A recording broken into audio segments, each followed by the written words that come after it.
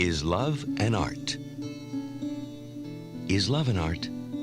Then it requires knowledge and effort. Or is love a pleasant sensation which to experience is a matter of chance, something one falls into if one is lucky? This recording is based on the former premise, while undoubtedly the majority of people today believe in the latter. Not that people think that love is not important. They're starved for it. They watch endless numbers of films about happy and unhappy love stories. They listen to hundreds of trashy songs about love. Yet hardly anyone thinks that there is anything that needs to be learned about love.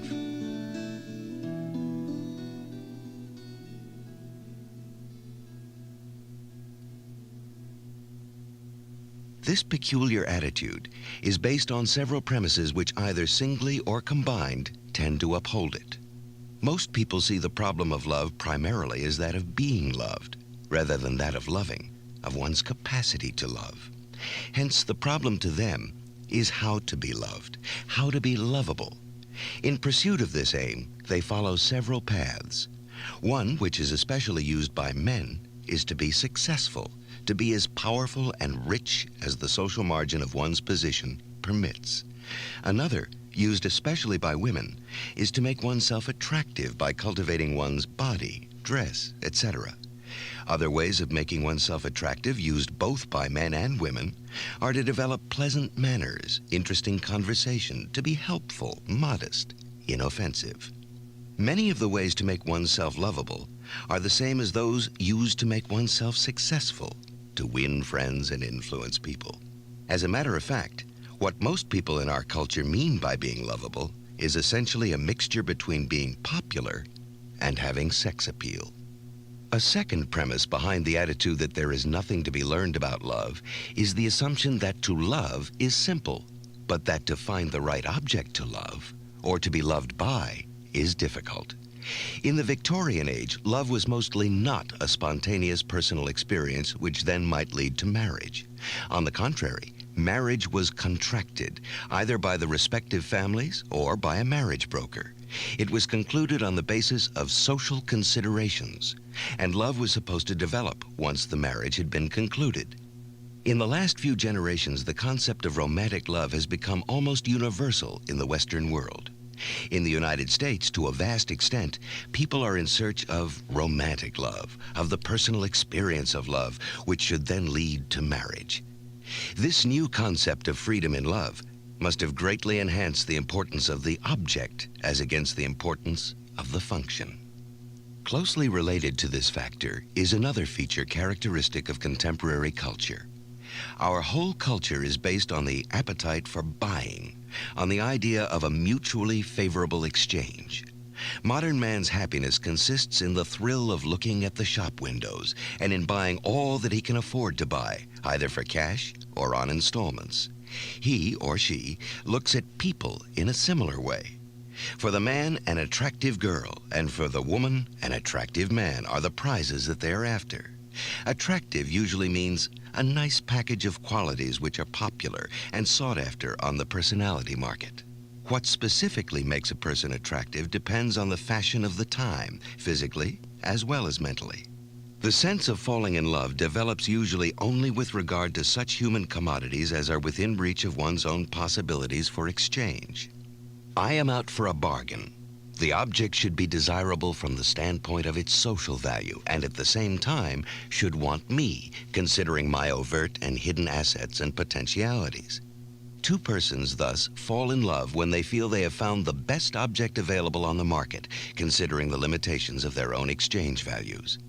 Often, as in buying real estate, the hidden potentialities which can be developed play a considerable role in this bargain. In a culture in which the marketing orientation prevails, and in which material success is the outstanding value, there is little reason to be surprised that human love relations follow the same pattern of exchange which governs the commodity and the labor market. The third error leading to the assumption that there is nothing to be learned about love lies in the confusion between the initial experience of falling in love and the permanent state of being in love, or as we might better say, of standing in love. If two people who have been strangers suddenly let the wall between them break down and feel close, feel one, this moment of oneness is one of the most exhilarating, most exciting experiences in life. It is all the more wonderful and miraculous for persons who have been shut off, isolated, without love. This miracle of sudden intimacy is often facilitated if it is combined with or initiated by sexual attraction and consummation. However, this type of love is, by its very nature, not lasting. The two persons become well acquainted. Their intimacy loses more and more its miraculous character until their antagonism, their disappointments, their mutual boredom kill whatever is left of the initial excitement. Yet in the beginning, they do not know all this. In fact, they take the intensity of the infatuation, this being crazy about each other, for proof of the intensity of their love, while it may only prove the degree of their preceding loneliness. This attitude that nothing is easier than to love has continued to be the prevalent idea about love in spite of the overwhelming evidence to the contrary. There is hardly any activity, any enterprise, which is started with such tremendous hopes and expectations, and yet which fails so regularly as love. If this were the case with any other activity, people would be eager to know the reasons for the failure and to learn how one could do better, or they would give up the activity. Since the latter is impossible in the case of love, there seems to be only one adequate way to overcome the failure of love: to examine the reasons for this failure and to proceed to study the meaning of love. The first step to take is to become aware that love is an art, just as living is an art. If we want to learn how to love, we must proceed in the same way we have to proceed if we want to learn any other art, say music, painting, carpentry, or the art of medicine or engineering. What are the necessary steps in learning any art? The process of learning an art can be divided conveniently into two parts. One, the mastery of the theory. The other, the mastery of the practice. If I want to learn the art of medicine, I must first know the facts about the human body and about various diseases. When I have all this theoretical knowledge, I am by no means competent in the art of medicine. I shall become a master in this art only after a great deal of practice, until eventually the results of my theoretical knowledge and the results of my practice are blended into one, my intuition, the essence of the mastery of any art. But aside from learning the theory and practice, there is a third factor necessary to becoming a master in any art. The mastery of the art must be a matter of ultimate concern. There must be nothing else in the world more important than the art. And maybe here lies the answer to the question of why people in our culture try so rarely to learn this art, in spite of their obvious failures.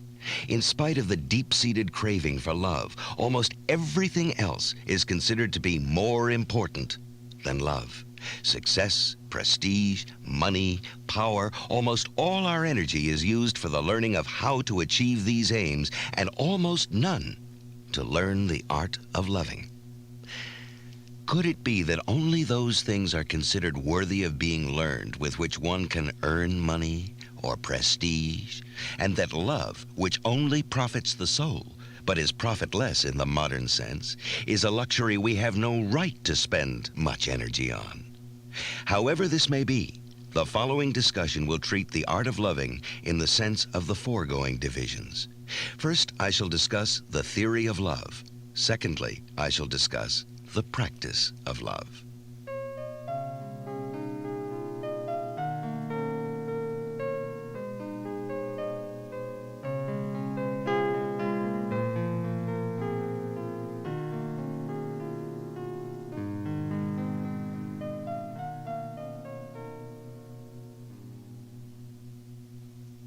The theory of love. Love, the answer to the problem of human existence. Any theory of love must begin with a theory of man. While we find the equivalent of love in animals, their attachments are mainly a part of their instinctual equipment. Only remnants of this instinctual equipment can be seen operating in man. What is essential in the existence of man is the fact that he has emerged from the animal kingdom and that he has transcended nature, although he never leaves it. He is a part of it, and yet once torn away from nature, he cannot return to it. Once thrown out of paradise, a state of original oneness with nature, cherubims with flaming swords block his way if he should try to return. Man can only go forward by developing his reason, by finding a new harmony, a human one, instead of the pre-human harmony which is irretrievably lost. When man is born, the human race as well as the individual, he is thrown out of a situation which was definite as the instincts, into a situation which is indefinite, uncertain, and open. There is certainty only about the past, and about the future only as far as that it is death. Man is gifted with reason. He is life being aware of itself. He has awareness of himself, of his fellow man, of his past, and of the possibilities of his future. This awareness of himself as a separate entity, the awareness of his own short lifespan, of the fact that without his will he is born, and against his will he dies, that he will die before those whom he loves, or that they before him, the awareness of his aloneness and separateness, of his helplessness before the forces of nature and of society, all this makes his separate, disunited existence an unbearable prison. He would become insane could he not liberate himself from this prison and reach out, unite himself in some form or other with men, with the world outside. Being separate means being cut off, without any capacity to use my human powers. Hence, to be separate means to be helpless, unable to grasp the world, things, and people actively. It means that the world can invade me without my ability to react. Thus, separateness is the source of intense anxiety. It arouses shame and the feeling of guilt. This experience is expressed in the biblical story of Adam and Eve. After Adam and Eve have eaten of the tree of knowledge of good and evil, after they have disobeyed, there is no good and evil unless there is freedom to disobey. After they have become human by having emancipated themselves from the original animal harmony with nature, they saw that they were naked, and they were ashamed. The important point the story wants to convey to us is that after man and woman have become aware of themselves and of each other, they are aware of their separateness and of their difference inasmuch as they belong to different sexes. But while recognizing their separateness, they remain strangers because they have not yet learned to love each other, as is also made very clear by the fact that Adam defends himself by blaming Eve rather than by trying to defend her. The awareness of human separation without reunion by love is the source of shame. It is at the same time the source of guilt and anxiety. The deepest need of man, then, is the need to overcome his separateness, to leave the prison of his aloneness. The absolute failure to achieve this aim means insanity, because the panic of complete isolation can be overcome only by such a radical withdrawal from the world outside that the feeling of separation disappears, because the world outside from which one is separated has disappeared. Man, of all ages and cultures, is confronted with the solution of one and the same question, the question of how to overcome separateness, how to achieve union, how to transcend one's own individual life and find at-one-ment. While there are many answers, the record of which is human history, they are nevertheless not innumerable. On the contrary, as soon as one ignores smaller differences which belong more to the periphery than to the center, one discovers that there is only a limited number of answers which have been given, and only could have been given by man in the various cultures in which he has lived. The history of religion and philosophy is the history of these answers, of their diversity, as well as of their limitation in number. The answers depend, to some extent, on the degree of individuation which an individual has reached. In the infant, I-ness has developed but little yet. He still feels one with mother, has no feeling of separateness as long as mother is present. Its sense of aloneness is cured by the physical presence of the mother, her breasts, her skin. Only to the degree that the child develops his sense of separateness and individuality is the physical presence of the mother not sufficient anymore, and does the need to overcome separateness in other ways arise. Similarly, the human race, in its infancy, still feels one with nature. The soil, the animals, the plants are still man's world. He identifies himself with animals, and this is expressed by the wearing of animal masks, by the worshiping of a totem animal or animal gods. But the more the human race emerges from these primary bonds, the more it separates itself from the natural world, the more intense becomes the need to find new ways of escaping separateness. One way of achieving this aim lies in all kinds of orgiastic states. These may have the form of an auto-induced trance, sometimes with the help of drugs. Many rituals of primitive tribes offer a vivid picture of this type of solution. In a transitory state of exaltation, the world outside disappears, and with it the feeling of separateness from it. Inasmuch as these rituals are practiced in common, an experience of fusion with the group is added, which makes this solution all the more effective. Closely related to and often blended with this orgiastic solution is the sexual experience. The sexual orgasm can produce a state similar to the one produced by a trance or to the effects of certain drugs. Rites of communal sexual orgies were a part of many primitive rituals. It seems that after the orgiastic experience, man can go on for a time without suffering too much from his separateness. Slowly, the tension of anxiety mounts, and then is reduced again by the repeated performance of the ritual. As long as these orgiastic states are a matter of common practice in a tribe, they do not produce anxiety or guilt. To act in this way is right and even virtuous, because it is a way shared by all, approved and demanded by the medicine men or priests. Hence, there is no reason to feel guilty or ashamed.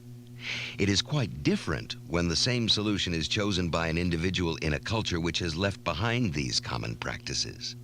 Alcoholism and drug addiction are the forms which the individual chooses in a non-orgiastic culture. In contrast to those participating in the socially patterned solution, such individuals suffer from guilt feelings and remorse.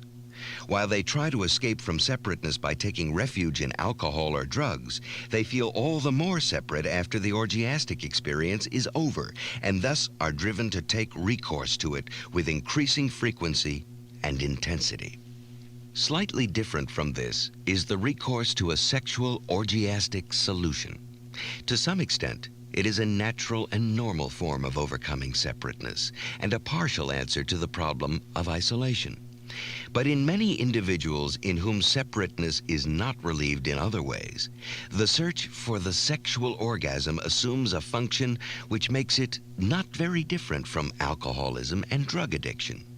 It becomes a desperate attempt to escape the anxiety engendered by separateness, since the sexual act without love never bridges the gap between two human beings, except momentarily. All forms of orgiastic union have three characteristics. They are intense, even violent. They occur in the total personality, mind and body. They are transitory and periodical. Exactly the opposite holds true for that form of union which is by far the most frequent solution chosen by man in the past and in the present. The union based on conformity with the group, its customs, practices, and beliefs. Here again, we find a considerable development. In a primitive society, the group is small. It consists of those with whom one shares blood and soil. With the growing development of culture, the group enlarges. It becomes the citizenry of a polis, the citizenry of a large state, the members of a church. In contemporary Western society, the union with the group is the prevalent way of overcoming separateness. It is a union in which the individual self disappears to a large extent, and where the aim is to belong to the herd. If I am like everybody else, if I have no feelings or thoughts which make me different, if I conform in custom, dress, ideas to the pattern of the group, I am saved from the frightening experience of aloneness. The dictatorial systems use threats and terror to induce this conformity. The democratic countries, suggestions and propaganda. Most people are not even aware of their need to conform. They live under the illusion that they follow their own ideas and inclinations, that they are individualists, that they have arrived at their opinions as the result of their own thinking, and that it just happens that their ideas are the same as those of the majority. The consensus of all serves as a proof for the correctness of their ideas. Since there is still a need to feel some individuality, such need is satisfied with regard to minor differences. The initials on the handbag or the sweater, the nameplate of the bank teller, the belonging to the Democratic as against Republican Party, to the Elks instead of to the Shriners become the expression of individual differences. The increasing tendency for the elimination of differences is closely related to the concept of equality as it is developing in the most advanced industrial societies. Equality had meant, in a religious context, that we are all God's children, that we all share in the same human divine substance, that we are all one. It meant also that the very differences between individuals must be respected, that while it is true that we are all one, it is also true that each one of us is a unique entity, is a cosmos by itself.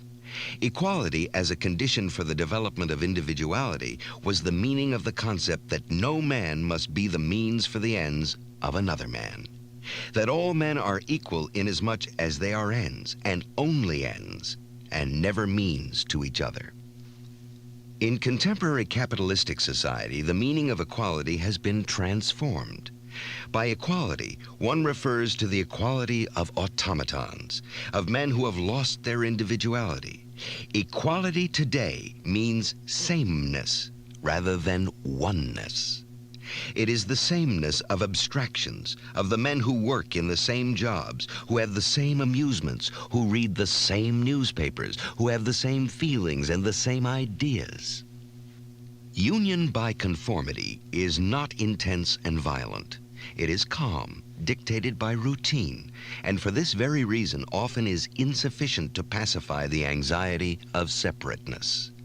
The incidence of alcoholism, drug addiction, compulsive sexualism, and suicide in contemporary Western society are symptoms of this relative failure of herd conformity. Herd conformity has only one advantage. It is permanent and not spasmodic. The individual is introduced into the conformity pattern at the age of 3 or 4 and subsequently never loses his contact with the herd. Even his funeral, which he anticipates as his last great social affair, is in strict conformance with the pattern. In addition to conformity as a way to relive the anxiety springing from separateness, another factor of contemporary life must be considered: the role of the work routine and of the pleasure routine. Man becomes a 9-to-5er. He has little initiative. His tasks are prescribed by the organization of the work. There is even little difference between those high up on the ladder and those on the bottom. They all perform tasks prescribed by the whole structure of the organization at a prescribed speed and in a prescribed manner. Even the feelings are prescribed: cheerfulness, tolerance, reliability, ambition, and an ability to get along with everybody without friction. Fun is routinized in similar, although not quite as drastic ways. Books are selected by the book clubs, movies by the film and theater owners, and the advertising slogans paid for by them. The rest is also uniform: the Sunday ride in the car, the television session, the card game, the social parties. From birth to death, from Monday to Monday, from morning to evening, all activities are routinized and prefabricated. How should a man caught in this net of routine not forget that he is a man, a unique individual, one who is given only this one chance of living, with hopes and disappointments, with sorrow and fear, with the longing for love and the dread of the nothing and of separateness? A third way of attaining union lies in creative activity, be it that of the artist or of the artisan. In any kind of creative work, the creating person unites himself with his material, which represents the world outside of himself.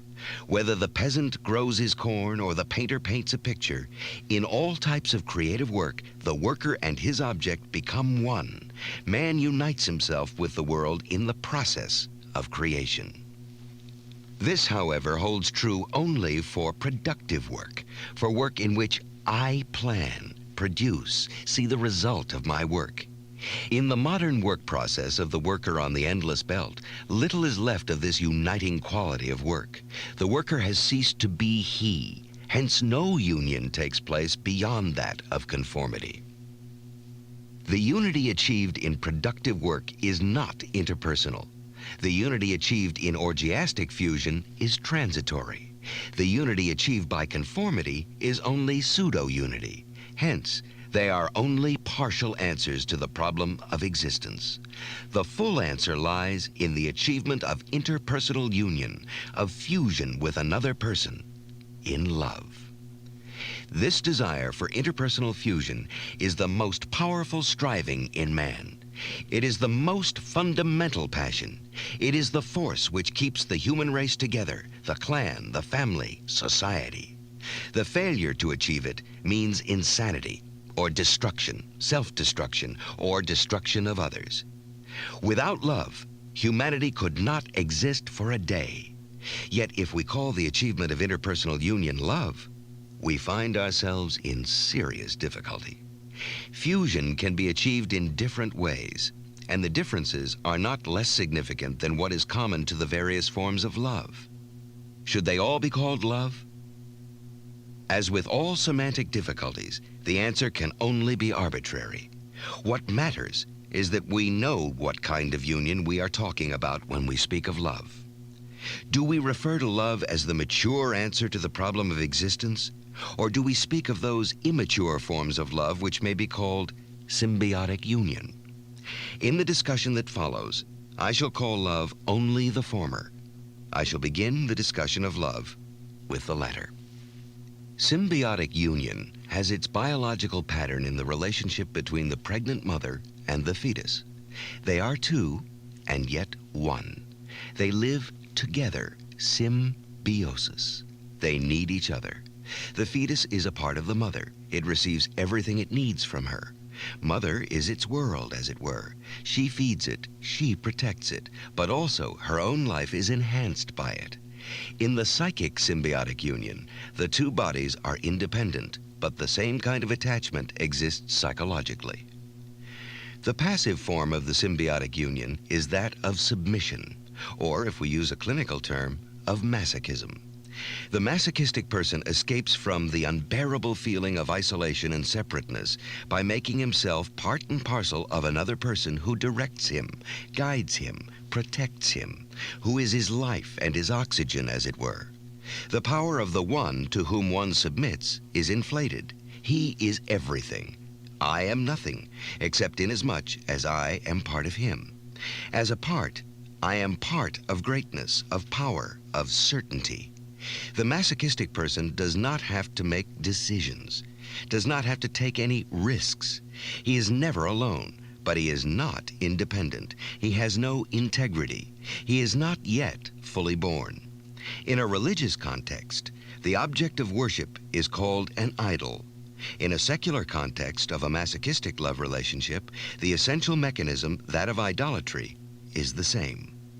The masochistic relationship can be blended with physical, sexual desire. In this case, it is not only a submission in which one's mind participates, but also one's whole body.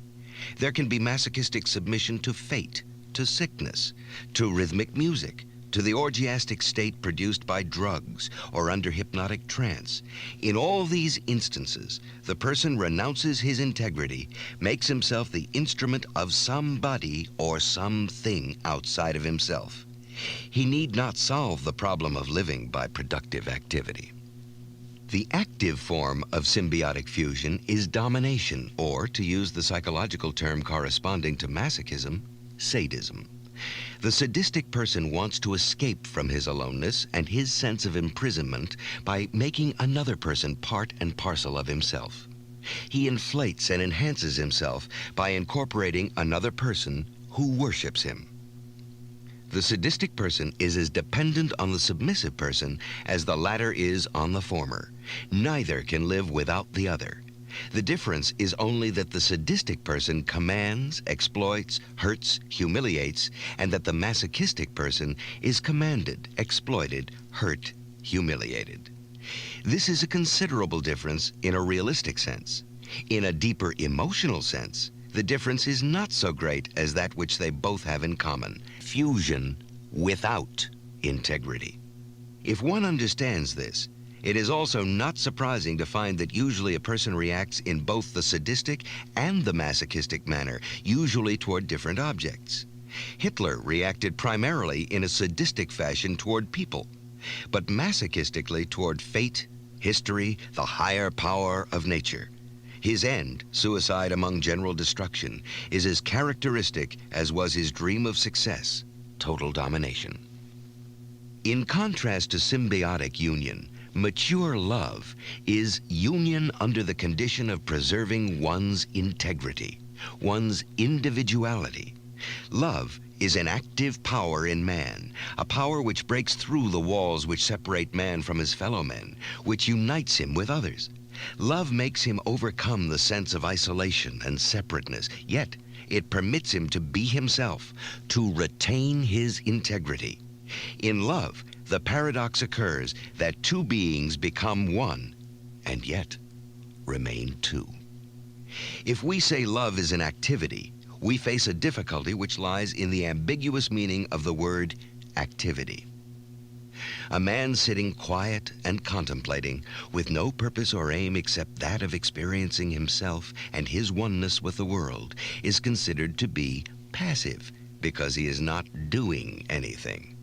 In reality, this attitude of concentrated meditation is the highest activity there is, an activity of the soul which is possible only under the condition of inner freedom and independence. Love is an activity, not a passive effect. It is a standing in, not a falling for. In the most general way, the active character of love can be described by stating that love is primarily giving, not receiving. What is giving? Simple as the answer to this question seems to be, it is actually full of ambiguities and complexities. The most widespread misunderstanding is that which assumes that giving is giving up something, sacrificing. The person whose character has not developed beyond the stage of the exploitative or hoarding orientation experiences the act of giving in this way. The marketing character is willing to give, but only in exchange for receiving. Giving without receiving for him is being cheated. People whose main orientation is a non-productive one feel giving as an impoverishment. Most individuals of this type, therefore, refuse to give. Some make a virtue out of giving in the sense of a sacrifice. They feel that just because it is painful to give, one should give. The virtue of giving to them lies in the very act of acceptance of the sacrifice. For them, the norm that it is better to give than to receive means that it is better to suffer deprivation than to experience joy. For the productive character, giving has an entirely different meaning. Giving is the highest expression of potency. In the very act of giving, I experience my strength, my wealth, my power. This experience fills me with joy. Giving is more joyous than receiving, not because it is a deprivation, but because in the act of giving lies the expression of my aliveness. In the sphere of material things, giving means being rich. Not he who has much is rich, but he who gives much. The hoarder, who is anxiously worried about losing something, is, psychologically speaking, the poor, impoverished man, regardless of how much he has. Whoever is capable of giving of himself is rich. Only one who is deprived of all that goes beyond the barest necessities for subsistence would be incapable of enjoying the act of giving material things. But daily experience shows that what a person considers the minimal necessities depends as much on his character as it depends on his actual possessions. It is well known that the poor are more willing to give than the rich. Nevertheless, poverty beyond a certain point may make it impossible to give, and is so degrading not only because of the suffering it causes directly, but because of the fact that it deprives the poor of the joy of giving. The most important sphere of giving, however, is not that of material things, but lies in the specifically human realm. What does one person give to another? He gives of himself, of the most precious he has. He gives of his life. This does not necessarily mean that he sacrifices his life for the other, but that he gives him of that which is alive in him. He gives him of his joy, of his interest, of his understanding, of his knowledge, of his humor, of his sadness, of all expressions and manifestations of that which is alive in him. In thus giving of his life, he enriches the other person. He enhances the other's sense of aliveness by enhancing his own sense of aliveness. He does not give in order to receive. Giving is, in itself, exquisite joy. But in giving, he cannot help bringing something to life in the other person, and this which is brought to life reflects back to him. In truly giving, he cannot help receiving that which is given back to him. In the act of giving, something is born, and both persons involved are grateful for the life that is born for both of them. Specifically with regard to love, this means love is a power which produces love. Impotence is the inability to produce love. But not only in love does giving mean receiving. The teacher is taught by his students. The actor is stimulated by his audience. The psychoanalyst is cured by his patient, provided they do not treat each other as objects, but are related to each other genuinely and productively. It is hardly necessary to stress the fact that the ability to love as an act of giving depends on the character development of the person. It presupposes the attainment of a predominantly productive orientation. In this orientation, the person has overcome dependency, narcissistic omnipotence, the wish to exploit others or to hoard, and has acquired faith in his own human powers, courage to rely on his powers in the attainment of his goals. To the degree that these qualities are lacking, he is afraid of giving himself, hence of loving. Beyond the element of giving, the active character of love becomes evident in the fact that it always implies certain basic elements common to all forms of love. These are care, responsibility, respect, and knowledge. That love implies care is most evident in a mother's love for her child. No assurance of her love would strike us as sincere if we saw her lacking in care for the infant, if she neglected to feed it, to bathe it, to give it physical comfort. And we are impressed by her love if we see her caring for the child. It is not different even with the love for animals or flowers. If a woman told us that she loved flowers and we saw that she forgot to water them, we would not believe in her love for flowers. Love is the active concern for the life and the growth of that which we love. Where this active concern is lacking, there is no love. Care and concern imply another aspect of love, that of responsibility. Today, responsibility is often meant to denote duty, something imposed upon one from the outside. But responsibility in its true sense is an entirely voluntary act. It is my response to the needs, expressed or unexpressed, of another human being. The most daring and radical consequence of rationalism. It is based on our knowledge of the fundamental limitations of our knowledge. It is the knowledge that we shall never grasp the secret of man and of the universe, but that we can know, nevertheless, in the act of love. Psychology as a science has its limitations, and as the logical consequences of theology is mysticism, so the ultimate consequence of psychology is love. Care, responsibility, respect, and knowledge are mutually interdependent. They are a syndrome of attitudes which are to be found in the mature person. That is, in the person who develops his own powers productively, who only wants to have that which he has worked for, who has given up narcissistic dreams of omniscience and omnipotence, who has acquired humility based on the inner strength which only genuine productive activity can give. Thus far, I have spoken of love as the overcoming of human separateness, as the fulfillment of the longing for union. But above the universal existential need for union rises a more specific biological one, the desire for union between the masculine and feminine poles.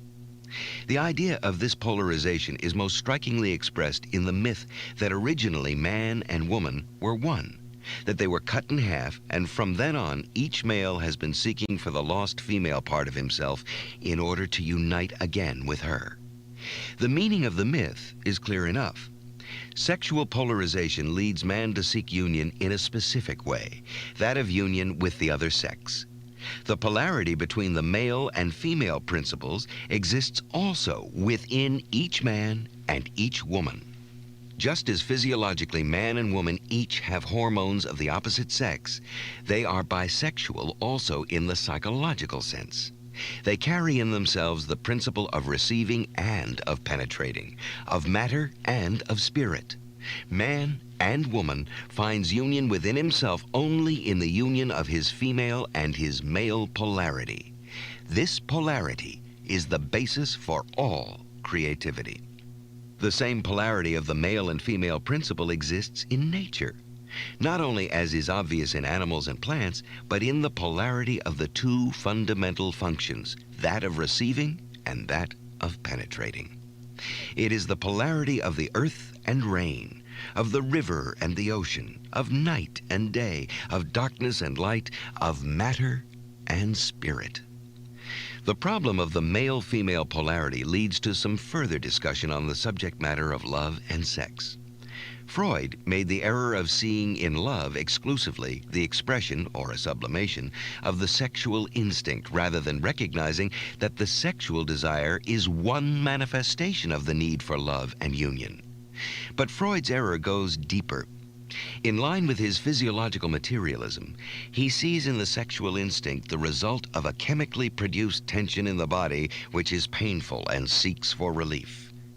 The aim of the sexual desire is the removal of this painful tension. Sexual satisfaction lies in the accomplishment of this removal. This view has its validity to the extent that the sexual desire operates in the same fashion as hunger or thirst do when the organism is undernourished. Sexual desire in this concept is an itch. Sexual satisfaction, the removal of the itch. In fact, as far as this concept of sexuality is concerned, masturbation would be the ideal sexual satisfaction. What Freud, paradoxically enough, ignores is the psychobiological aspect of sexuality, the masculine-feminine polarity, and the desire to bridge this polarity by union. This curious error was probably facilitated by Freud's extreme patriarchalism, which led him to the assumption that sexuality per se is masculine, that the libido has regularly a masculine nature, regardless of whether it is the libido in a man or in a woman. Sexual attraction between the sexes is only partly motivated by the need for removal of tension. It is mainly the need for union with the other sexual pole. In fact, erotic attraction is by no means only expressed in sexual attraction. There is masculinity and femininity in character as well as in sexual function. The masculine character can be defined as having the qualities of penetration, guidance, activity, discipline, and adventurousness. The feminine character by the qualities of productive receptiveness, protection, realism, endurance, motherliness. It must always be kept in mind that in each individual both characteristics are blended, but with the preponderance of those appertaining to his or her sex. Very often, if the masculine character traits of a man are weakened, because emotionally he has remained a child, he will try to compensate for this lack by the exclusive emphasis on his male role in sex. The result is the Don Juan who needs to prove his male prowess in sex because he is unsure of his masculinity in a characterological sense. When the paralysis of masculinity is more extreme, sadism becomes the perverted substitute for masculinity. If the feminine sexuality is weakened or perverted, it is transformed into masochism or possessiveness. Freud has been criticized for his over-evaluation of sex. This criticism was often prompted by the wish to remove an element from Freud's system which aroused criticism and hostility among conventionally minded people. Indeed, in his time, Freud's theory had a challenging and revolutionary character. But what was true around 1900 is not true anymore, almost 90 years later.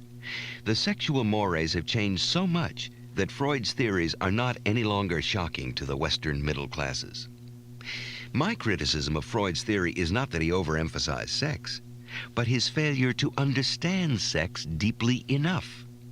He took the first step in discovering the significance of interpersonal passions. In accordance with his philosophic premises, he explained them physiologically. In the further development of psychoanalysis, it is necessary to correct and deepen Freud's concept by translating Freud's insights from the physiological into the biological and existential dimension.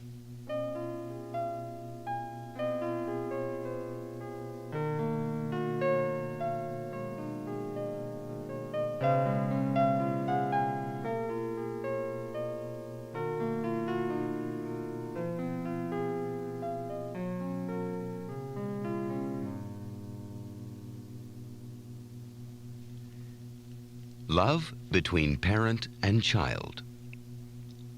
The infant, at the moment of birth, would feel the fear of dying if a gracious fate did not preserve it from any awareness of the anxiety involved in the separation from the mother and from intrauterine existence. Even after being born, the infant is hardly different from what it was before birth. It cannot recognize objects. It is not yet aware of itself and of the world as being outside of itself. It only feels the positive stimulation of warmth and food, and it does not yet differentiate warmth and food from its source, mother. Mother is warmth. Mother is food. Mother is the euphoric state of satisfaction and security. Mother's love is bliss, is peace. It need not be acquired. It need not be deserved. But there is a negative side, too, to the unconditional quality of mother's love. Not only does it not need to be deserved, it also cannot be acquired, produced, controlled. If it is there, it is like a blessing. If it is not there, it is as if all beauty had gone out of life, and there is nothing I can do to create it. Closely related to the development of the capacity of love is the development of the object of love. The first months and years of the child are those where his closest attachment is to the mother. But daily he becomes more independent. He learns to walk, to talk, to explore the world on his own. The relationship to mother loses some of its vital significance, and instead, the relationship to father becomes more and more important. In order to understand this shift from mother to father, we must consider the essential differences in quality between motherly and fatherly love. Motherly love, by its very nature, is unconditional. Mother loves the newborn infant because it is her child, not because the child has fulfilled any specific condition or lived up to any specific expectation.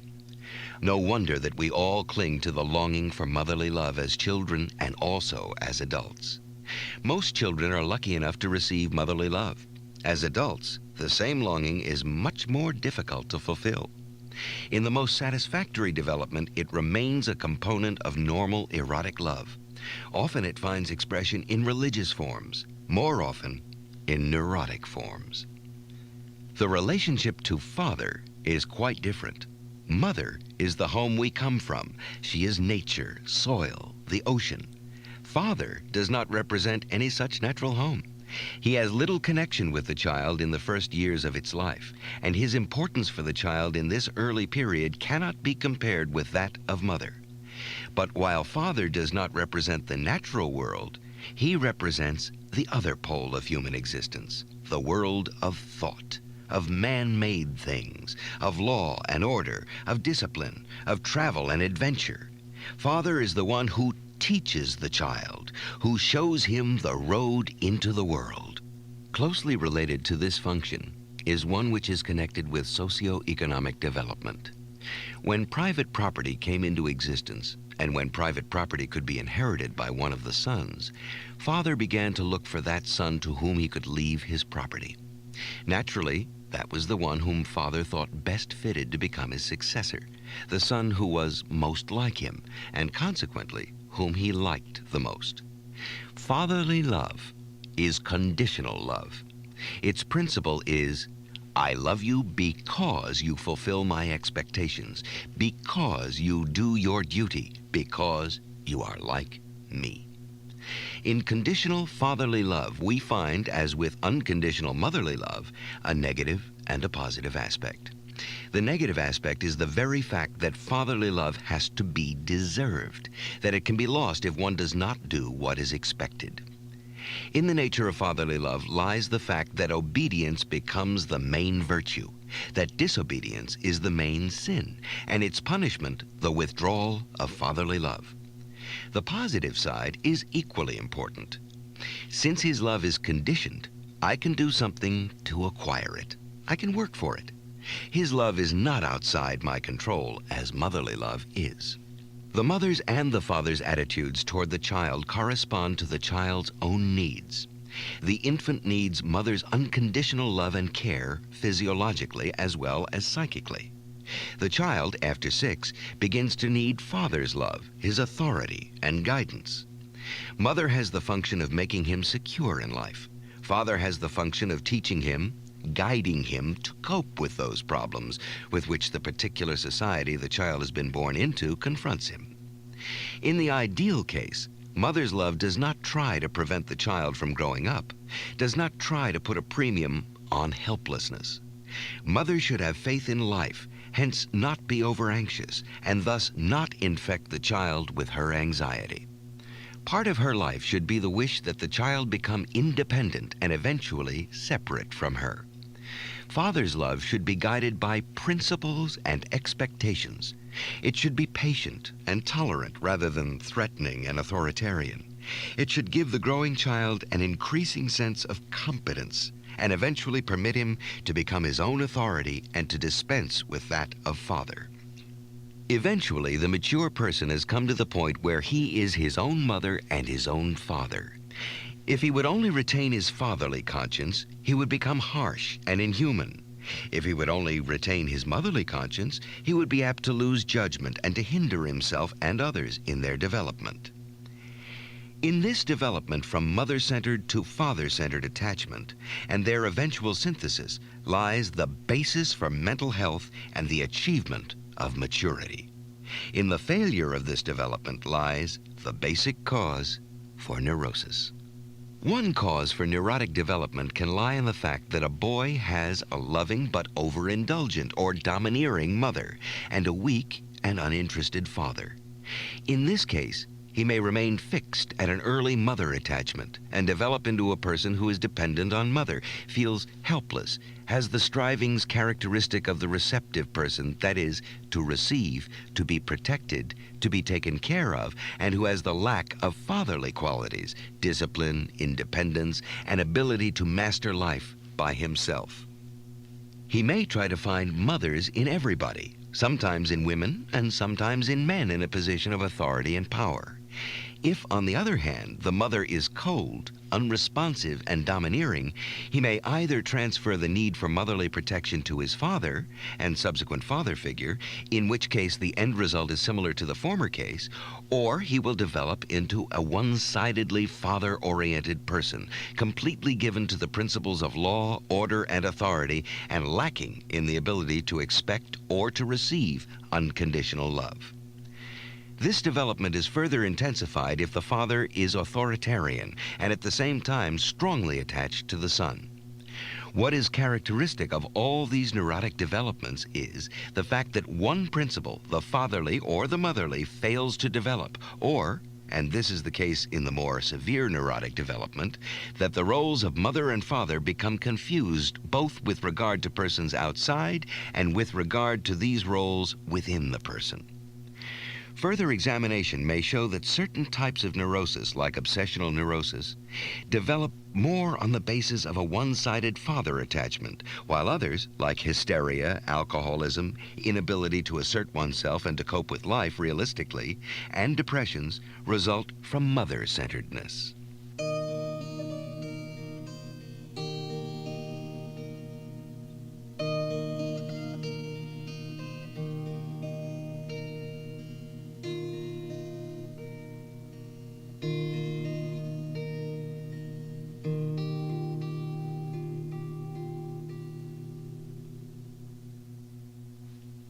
The objects of love. Love is not primarily a relationship to a specific person. It is an attitude, an orientation of character which determines the relatedness of a person to the world as a whole, not toward one object of love. If a person loves only one other person and is indifferent to the rest of his fellow men, his love is not love, but a symbiotic attachment or an enlarged egotism. Yet most people believe that love is constituted by the object, not by the faculty. In fact, they even believe that it is a proof of the intensity of their love when they do not love anybody else except the loved person. This is the same fallacy which we have already mentioned above. Because one does not see that love is an activity, a power of the soul, one believes that all that is necessary to find is the right object and that everything goes by itself afterward. This attitude can be compared to that of a man who wants to paint, but who, instead of learning the art, claims that he is just to wait for the right object and that he will paint beautifully when he finds it. If I truly love one person, I love all persons. I love the world. I love life. If I can say to somebody else, I love you, I must be able to say, I love in you everybody. I love through you the world. I love in you also myself.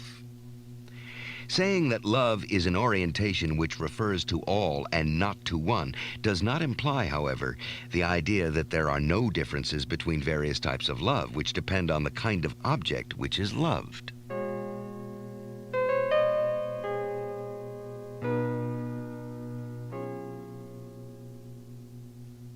Brotherly love. The most fundamental kind of love, which underlies all types of love, is brotherly love. By this, I mean the sense of responsibility, care, respect, knowledge of any other human being, the wish to further his life. This is the kind of love the Bible speaks of when it says, "Love thy neighbor as thyself." Brotherly love is love for all human beings. It is characterized by its very lack of exclusiveness. If I have developed the capacity for love, then I cannot help loving my brothers. In brotherly love, there is the experience of union with all men, of human solidarity, of human at-one-ment. Brotherly love is based on the experience that we all are one. The differences in talents, intelligence, knowledge are negligible in comparison with the identity of the human core common to all men. In order to experience this identity, it is necessary to penetrate from the periphery to the core. If I perceive in another person mainly the surface, I perceive mainly the differences, that which separate us. If I penetrate to the core, I perceive our identity, the fact of our brotherhood. This relatedness from center to center, instead of that from periphery to periphery, is central relatedness. Brotherly love is love between equals, but indeed, even as equals, we are not always equal. Inasmuch as we are human, we are all in need of help. Today I, tomorrow you. Love of the helpless one, love of the poor and the stranger are the beginning of brotherly love. To love one's flesh and blood is no achievement. The animal loves its young and cares for them. The helpless one loves his master, since his life depends on him. The child loves his parents, since he needs them. Only in the love of those who do not serve a purpose, love begins to unfold.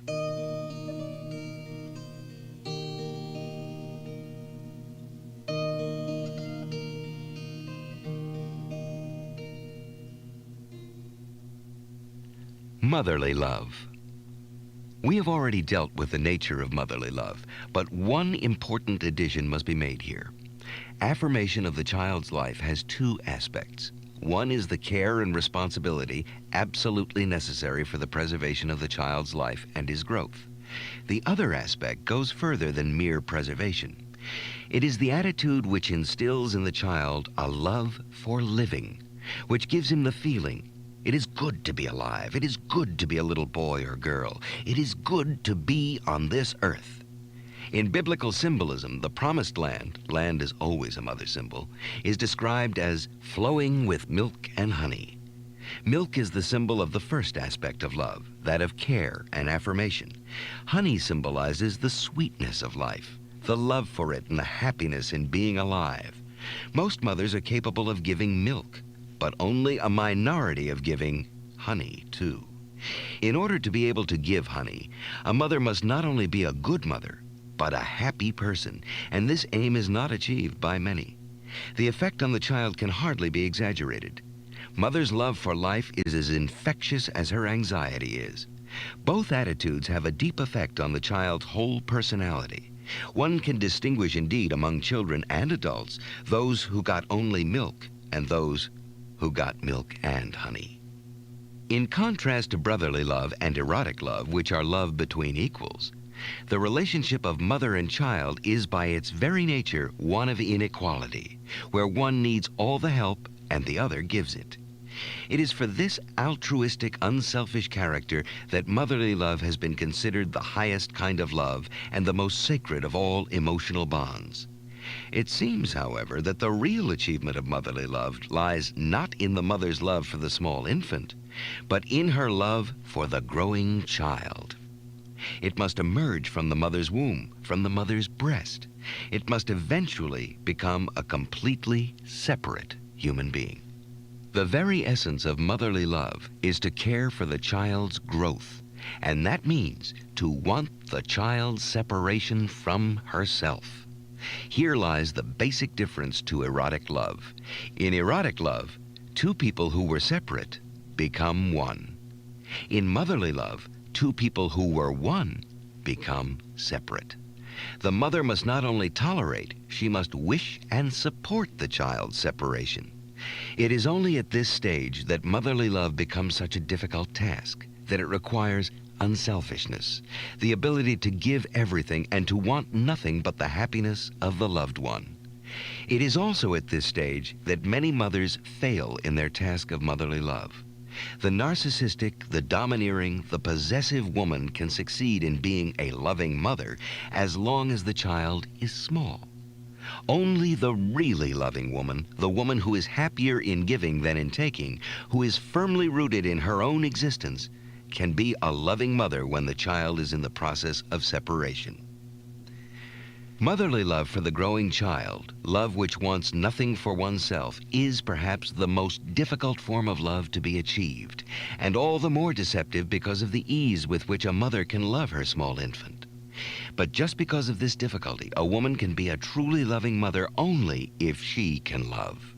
If she is able to love her husband, other children, strangers, all human beings. The woman who is not capable of love, in this sense, can be an affectionate mother as long as the child is small. But she cannot be a loving mother, the test of which is the willingness to bear separation, and even after the separation, to go on loving.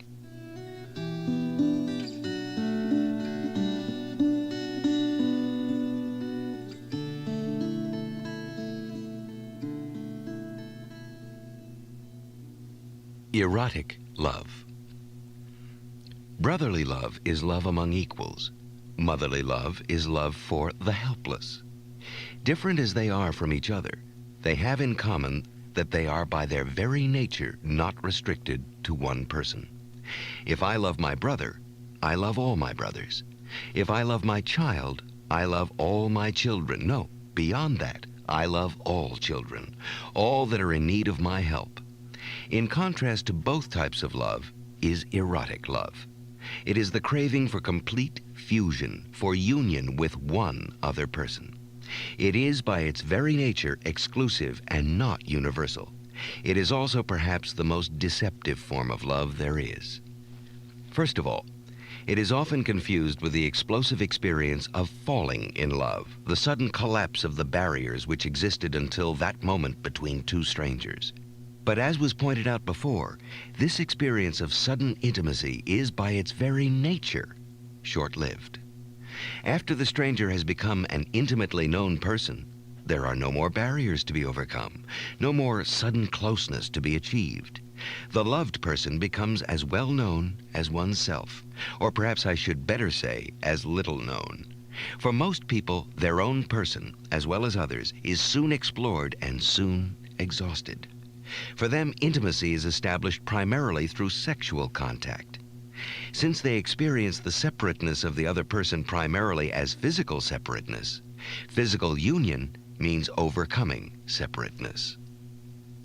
Beyond that, there are other factors which to many people denote the overcoming of separateness. To speak of one's own personal life, one's hope and anxieties, to show oneself with one's childlike or childish aspects, to establish a common interest vis-a-vis the world, all this is taken as overcoming separateness. Even to show one's anger, one's hate, one's complete lack of inhibition is taken for intimacy, and this may explain the perverted attraction married couples often have for each other, who seem intimate only when they are in bed or when they give vent to their mutual hate and rage. But all these types of closeness tend to become reduced more and more as time goes on. The consequence is one seeks love with a new person, with a new stranger. Again, the stranger is transformed into an intimate person. Again, the experience of falling in love is exhilarating and intense. And again, it slowly becomes less and less intense and ends in the wish for a new conquest, a new love, always with the illusion that the new love will be different from the earlier ones. These illusions are greatly helped by the deceptive character of sexual desire. Sexual desire aims at fusion and is by no means only a physical appetite, the relief of a painful tension. But sexual desire can be stimulated by the anxiety of aloneness, by the wish to conquer or be conquered, by vanity, by the wish to hurt and even to destroy, as much as it can be stimulated by love. It seems that sexual desire can easily blend with and be stimulated by any strong emotion, of which love is only one. Because sexual desire is in the minds of most people coupled with the idea of love, they are easily misled to conclude that they love each other when they want each other physically. Love can inspire the wish for sexual union. In this case, the physical relationship is lacking in greediness, in a wish to conquer or to be conquered, but is blended with tenderness. If the desire for physical union is not stimulated by love, if erotic love is not also brotherly love, it never leads to union in more than an orgiastic, transitory sense. Sexual attraction creates, for the moment, the illusion of union. Yet without love, this union leaves strangers as far apart as they were before. Sometimes it makes them ashamed of each other, or even makes them hate each other, because when the illusion is gone, they feel their estrangement even more markedly than before. Tenderness is by no means, as Freud believed, a sublimation of the sexual instinct. It is the direct outcome of brotherly love and exists in physical as well as in non-physical forms of love. In erotic love, there is an exclusiveness which is lacking in brotherly love and motherly love. Frequently, the exclusiveness of erotic love is misinterpreted as meaning possessive attachment. One can often find two people in love with each other who feel no love for anybody else. They are two people who identify themselves with each other, who solve the problem of separateness by enlarging the single individual into two. They have the experience of overcoming aloneness, yet, since they are separated from the rest of mankind, they remain separated from each other and alienated from themselves. Their experience of union is an illusion. Erotic love is exclusive, but it loves in the other person all of mankind, all that is alive. It is exclusive only in the sense that I can fuse myself fully and intensely with one person only. Erotic love excludes the love for others only in the sense of erotic fusion, full commitment in all aspects of life, but not in the sense of deep brotherly love. Erotic love, if it is love, has one premise: that I love from the essence of my being and experience the other person in the essence of his or her being. In essence, all human beings are identical. We are all part of one. We are one. This being so, it should not make any difference whom we love. Love should be essentially an act of will, of decision to commit my life completely to that of one other person. This is indeed the rationale behind the idea of the insolubility of marriage, as it is behind the many forms of traditional marriage in which the two partners never choose each other, but are chosen for each other, and yet are expected to love each other. In contemporary Western culture, this idea appears altogether false. Love is supposed to be the outcome of a spontaneous emotional reaction, of suddenly being gripped by an irresistible feeling. In this view, one sees only the peculiarities of the two individuals involved, and not the fact that all men are part of Adam and all women part of Eve. One neglects to see an important factor in erotic love, that of will. To love somebody is not just a strong feeling. It is a decision. It is a judgment. It is a promise. If love were only a feeling, there would be no basis for the promise to love each other forever. A feeling comes and it may go. How can I judge that it will stay forever when my act does not involve judgment and decision? Taking these views into account, one may arrive at the position that love is exclusively an act of will and commitment, and that therefore fundamentally it does not matter who the two persons are. Whether the marriage was arranged by others or the result of individual choice, once the marriage is concluded, the act of will should guarantee the continuation of love. This view seems to neglect the paradoxical character of human nature and of erotic love. We are all one, yet every one of us is a unique, unduplicable entity. In our relationships to others, the same paradox is repeated. Inasmuch as we are all one, we can love everybody in the same way in the sense of brotherly love. But inasmuch as we are all also different, erotic love requires certain specific, highly individual elements which exist between some people, but not between all. Both views, then, that of erotic love as completely individual attraction, unique between two specific persons, as well as the other view that erotic love is nothing but an act of will, are true. Or, as it may be put more aptly, the truth is neither this nor that. Hence, the idea of a relationship which can be easily dissolved if one is not successful with it is as erroneous as the idea that under no circumstances must the relationship be dissolved.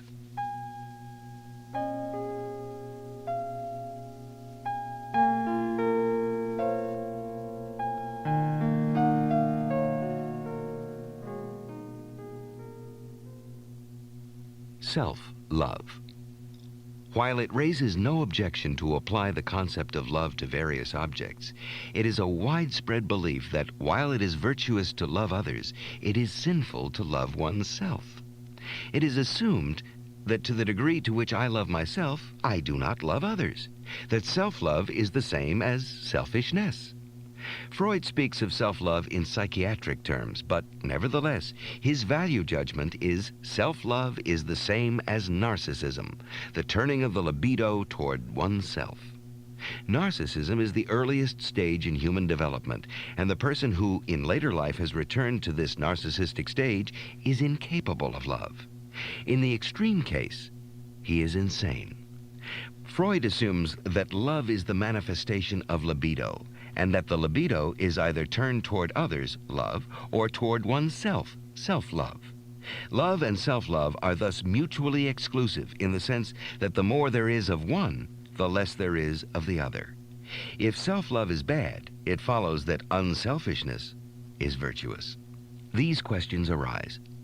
Does psychological observation support the thesis that there is a basic contradiction between love for oneself and love for others? Is love for oneself the same phenomenon as selfishness, or are they opposites? Furthermore, is the selfishness of modern man really a concern for himself as an individual with all his intellectual, emotional, and sensual potentialities? Has he not become an appendage of his socio-economic role? Is his selfishness identical with self-love, or is it not caused by the very lack of it? The logical fallacy in the notion that love for others and love for oneself are mutually exclusive should be stressed. If it is a virtue to love my neighbor as a human being, it must be a virtue and not a vice to love myself, since I am a human being too. The love for my own self is inseparably connected with a love for any other human being. We have come now to the basic psychological premises on which the conclusions of our argument are built. Generally, these premises are as follows. The attitudes toward others and toward ourselves, far from being contradictory, are basically conjunctive. With regard to the problem under discussion, this means love of others and love of ourselves are not alternatives. To love somebody is the actualization and concentration of the power to love.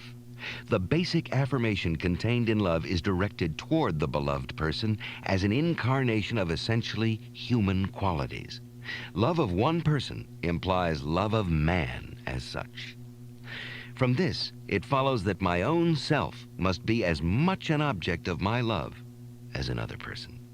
The affirmation of one's own life, happiness, growth, freedom is rooted in one's capacity to love, i.e., in care, respect, responsibility, and knowledge. If an individual is able to love productively, he loves himself too. If he can love only others, he cannot love at all. Granted that love for oneself and for others in principle is conjunctive, how do we explain selfishness, which obviously excludes any genuine concern for others? The selfish person is interested only in himself, wants everything for himself, feels no pleasure in giving, but only in taking. The world outside is looked at only from the standpoint of what he can get out of it. He lacks interest in the needs of others and respect for their dignity and integrity. He can see nothing but himself. He judges everyone and everything from its usefulness to him. He is basically unable to love. Does this not prove that concern for others and concern for oneself are unavoidable alternatives? This would be so if selfishness and self-love were identical. But that assumption is the very fallacy which has led to so many mistaken conclusions concerning our problem. Selfishness and self-love, far from being identical, are actually opposites. The selfish person does not love himself too much, but too little. In fact, he hates himself.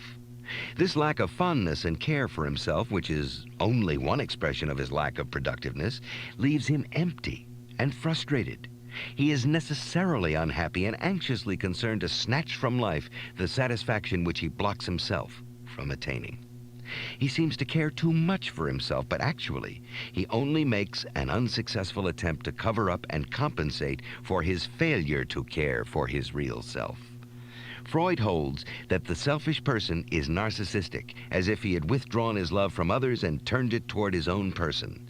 It is true that selfish persons are incapable of loving others, but they are not capable of loving themselves either.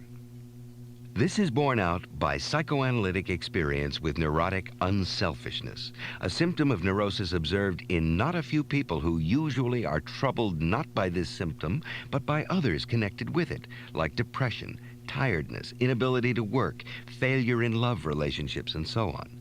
Not only is unselfishness not felt as a symptom, it is often the one redeeming character trait on which such people pride themselves. The unselfish person does not want anything for himself. He lives only for others, is proud that he does not consider himself important. He is puzzled to find that in spite of his unselfishness, he is unhappy. and that his relationships to those closest to him are unsatisfactory. This person can be cured only if his unselfishness, too, is interpreted as a symptom along with the others, so that his lack of productiveness, which is at the root of both his unselfishness and his other troubles, can be corrected. The nature of unselfishness becomes particularly apparent in its effect on others, and most frequently in our culture in the effect the unselfish mother has on her children. She believes that by her unselfishness, her children will experience what it means to be loved and to learn in turn what it means to love. The effect of her unselfishness, however, does not at all correspond to her expectations. The children do not show the happiness of persons who are convinced that they are loved. They are anxious, tense, afraid of mother's disapproval, and anxious to live up to her expectations. Usually, they are affected by their mother's hidden hostility toward life, which they sense rather than recognize clearly, and eventually, they become imbued with it themselves. Altogether, the effect of the unselfish mother is not too different from that of the selfish one. Indeed, it is often worse, because the mother's unselfishness prevents the children from criticizing her. They are put under the obligation not to disappoint her. They are taught under the mask of virtue, dislike for life. If one has a chance to study the effect of a mother with genuine self-love, one can see that there is nothing more conducive to giving a child the experience of what love, joy, and happiness are than being loved by a mother who loves herself. These ideas on self-love cannot be summarized better than by quoting Meister Eckhart on this topic. If you love yourself, you love everybody else as you do yourself. As long as you love another person less than you love yourself, you will not really succeed in loving yourself. But if you love all alike, including yourself, you will love them as one person, and that person is both God and man. Thus, he is a great and righteous person who, loving himself, loves all others equally.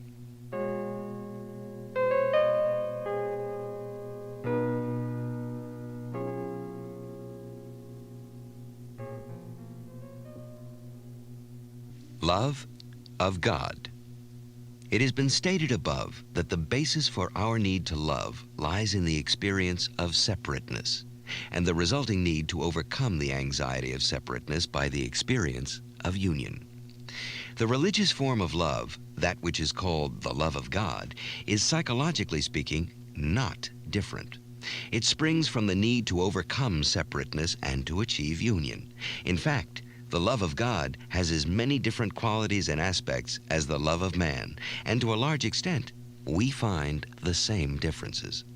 In all theistic religions, whether they are polytheistic or monotheistic, God stands for the highest value, the most desirable good. Hence, the specific meaning of God depends on what is the most desirable good for a person. The understanding of the concept of God must therefore start with an analysis of the character structure of the person who worships God. The development of the human race, as far as we have any knowledge of it, can be characterized as the emergence of man from nature, from mother, from the bonds of blood and soil. In the beginning of human history, man, though thrown out of the original unity with nature, still clings to these primary bonds. He finds his security by going back or holding on to these primary bonds. He still feels identified with the world of animals and trees and tries to find unity by remaining one with the natural world. Many primitive religions bear witness to this stage of development. An animal is transformed into a totem. One wears animal masks in the most solemn religious acts or in war. One worships an animal as God. At a later stage of development, when human skill has developed to the point of artisan and artistic skill, when man is not dependent anymore exclusively on the gifts of nature, the fruit he finds and the animal he kills, man transforms the product of his own hand into a god. This is the stage of the worship of idols made of clay, silver, or gold. Man projects his own powers and skills into the things he makes, and thus, in an alienated fashion, worships his prowess, his possessions. At a still later stage, man gives his gods the form of human beings. It seems that this can happen only when he has become still more aware of himself, and when he has discovered man as the highest and most dignified thing in the world. In this phase of anthropomorphic God worship, we find a development in two dimensions. The one refers to the female or male nature of the gods, the other to the degree of maturity which man has achieved, and which determines the nature of his gods and the nature of his love of them. Let us first speak of the development from mother-centered to father-centered religions. There can be little doubt that there was a matriarchal phase of religion preceding the patriarchal one, at least in many cultures. In the matriarchal phase, the highest being is the mother. She is the goddess. She is also the authority in family and society. In order to understand the essence of matriarchal religion, we have only to remember what has been said about the essence of motherly love. Since mother loves her children because they are her children and not because they are good, obedient, or fulfill her wishes and commands, mother's love is based on equality. All men are equal because they all are children of a mother, because they all are children of Mother Earth. The next stage of human evolution, the only one of which we have thorough knowledge and do not need to rely on inferences and reconstruction, is the patriarchal phase. In this phase, the mother is dethroned from her supreme position, and the father becomes the supreme being, in religion as well as in society. The nature of fatherly love is that he makes demands, establishes principles and laws, and that his love for the son depends on the obedience of the latter to these demands. He likes best the son who is most like him, who is most obedient, and who is best fitted to become his successor as the inheritor of his possessions. As a consequence, patriarchal society is hierarchical. The equality of the brothers gives way to competition and mutual strife. Whether we think of the Indian, Egyptian, or Greek cultures, or of the Jewish, Christian, or Islamic religions, we are in the middle of a patriarchal world with its male gods over whom one chief god reigns, or where all gods have been eliminated with the exception of the one, the God. However, since the wish for mother's love cannot be eradicated from the hearts of man, it is not surprising that the figure of the loving mother could never be fully driven out from the pantheon. In the Jewish religion, the mother aspects of God are reintroduced, especially in the various currents of mysticism. In the Catholic religion, mother is symbolized by the Church and by the Virgin. Even in Protestantism, the figure of mother has not been entirely eradicated. I had to discuss this difference between the matriarchal and the patriarchal elements in religion in order to show that the character of the love of God depends on the respective weight of the matriarchal and the patriarchal aspects of religion. The patriarchal aspect makes me love God like a father. I assume he is just and strict, that he punishes and rewards, and eventually that he will elect me as his favorite son. In the matriarchal aspect of religion, I love God as an all-embracing mother. I have faith in her love, that no matter whether I am poor and powerless, no matter whether I have sinned, she will love me. She will not prefer any other of her children to me. Whatever happens to me, she will rescue me, will save me, will forgive me. Needless to say, my love for God and God's love for me cannot be separated. If God is a father, he loves me like a son, and I love him like a father. If God is mother, her love and my love are determined by this fact. This difference between the motherly and the fatherly aspects of the love of God is, however, only one factor in determining the nature of this love. The other factor is the degree of maturity reached by the individual, hence in his concept of God and in his love for God. Since the evolution of the human race shifted from a mother-centered to a father-centered structure of society, as well as of religion, we can trace the development of a maturing love mainly in the development of patriarchal religion. In the beginning of this development, we find a despotic, jealous God who considers man, whom he created, as his property and is entitled to do with him whatever he pleases. This is the phase of religion in which God drives man out of paradise, lest he eat from the tree of knowledge and thus could become God himself. This is the phase in which God decides to destroy the human race by the flood, because none of them pleases him, with the exception of the favorite son, Noah. This is the phase in which God demands from Abraham that he kill his beloved son Isaac, to prove his love for God by the act of ultimate obedience. But simultaneously, a new phase begins. God makes a covenant with Noah in which he promises never to destroy the human race again, a covenant by which he is bound himself. Not only is he bound by his promises, he is also bound by his own principle, that of justice. And on this basis, God must yield to Abraham's demand to spare Sodom if there are at least 10 just men.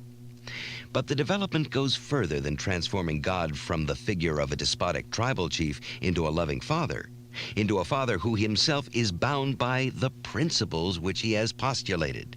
It goes in the direction of transforming God from the figure of a father into a symbol of his principles, those of justice, truth, and love. God is truth. God is justice. In this development, God ceases to be a person, a man, a father.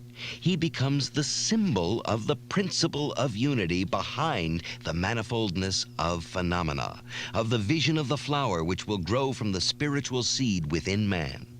God cannot have a name. A name always denotes a thing or a person, something finite. How can God have a name if he is not a person, not a thing? The prohibition to make any image of God, to pronounce his name in vain, eventually to pronounce his name at all, aims at the goal of freeing man from the idea that God is a father, that he is a person. In the subsequent theological development, the idea is carried further in the principle that one must not even give God any positive attribute. To say of God that he is wise, strong, good implies again that he is a person. The most I can do is to say what God is not, to state negative attributes, to postulate that he is not limited, not unkind, not unjust. The more I know what God is not, the more knowledge I have of God. Following the maturing idea of monotheism in its further consequences can lead only to one conclusion: not to mention God's name at all, not to speak about God. Then God becomes what he potentially is in monotheistic theology, the nameless one, an inexpressible stammer, referring to the unity underlying the phenomenal universe, the ground of all existence. God becomes truth, love, justice. God is I, inasmuch as I am human. The God of Abraham can be loved or feared as a father, sometimes his forgiveness, sometimes his anger being the dominant aspect. Inasmuch as God is the father, I am the child. I still claim that there must be a father who rescues me, who watches me, who punishes me, a father who likes me when I am obedient, who is flattered by my praise and angry because of my disobedience. Quite obviously, the majority of people have, in their personal development, not overcome this infantile stage, and hence the belief in God to most people is the belief in a helping father, a childish illusion. In spite of the fact that this concept of religion has been overcome by some of the great teachers of the human race and by a minority of men, it is still the dominant form of religion. The truly religious person, if he follows the essence of the monotheistic idea, does not pray for anything, does not expect anything from God. He does not love God as a child loves his father or his mother. He has acquired the humility of sensing his limitations to the degree of knowing that he knows nothing about God. God becomes to him a symbol in which man, at an early stage of his evolution, has expressed the totality of that which man is striving for, the realm of the spiritual world of love, truth, and justice. He has faith in the principles which God represents. He thinks truth, lives love and justice, and considers all of his life only valuable inasmuch as it gives him the chance to arrive at an ever fuller unfolding of his human powers, as the only reality that matters, as the only object of ultimate concern. And eventually, he does not speak about God, nor even mention his name. To love God, if you were going to use the word, would mean then to long for the attainment of the full capacity to love, for the realization of that which God stands for in oneself. We can return now to an important parallel between the love for one's parents and the love for God. The child starts out by being attached to his mother as the ground of all being. He feels helpless and needs the all-enveloping love of mother. He then turns to father as the new center of his affections, fathering being a guiding principle for thought and action. In this stage, he is motivated by the need to acquire father's praise and to avoid his displeasure. In the stage of full maturity, he has freed himself from the person of mother and of father as protecting and commanding powers. He has established the motherly and fatherly principles in himself. He has become his own father and mother. He is father and mother. In the history of the human race, we see and can anticipate the same development.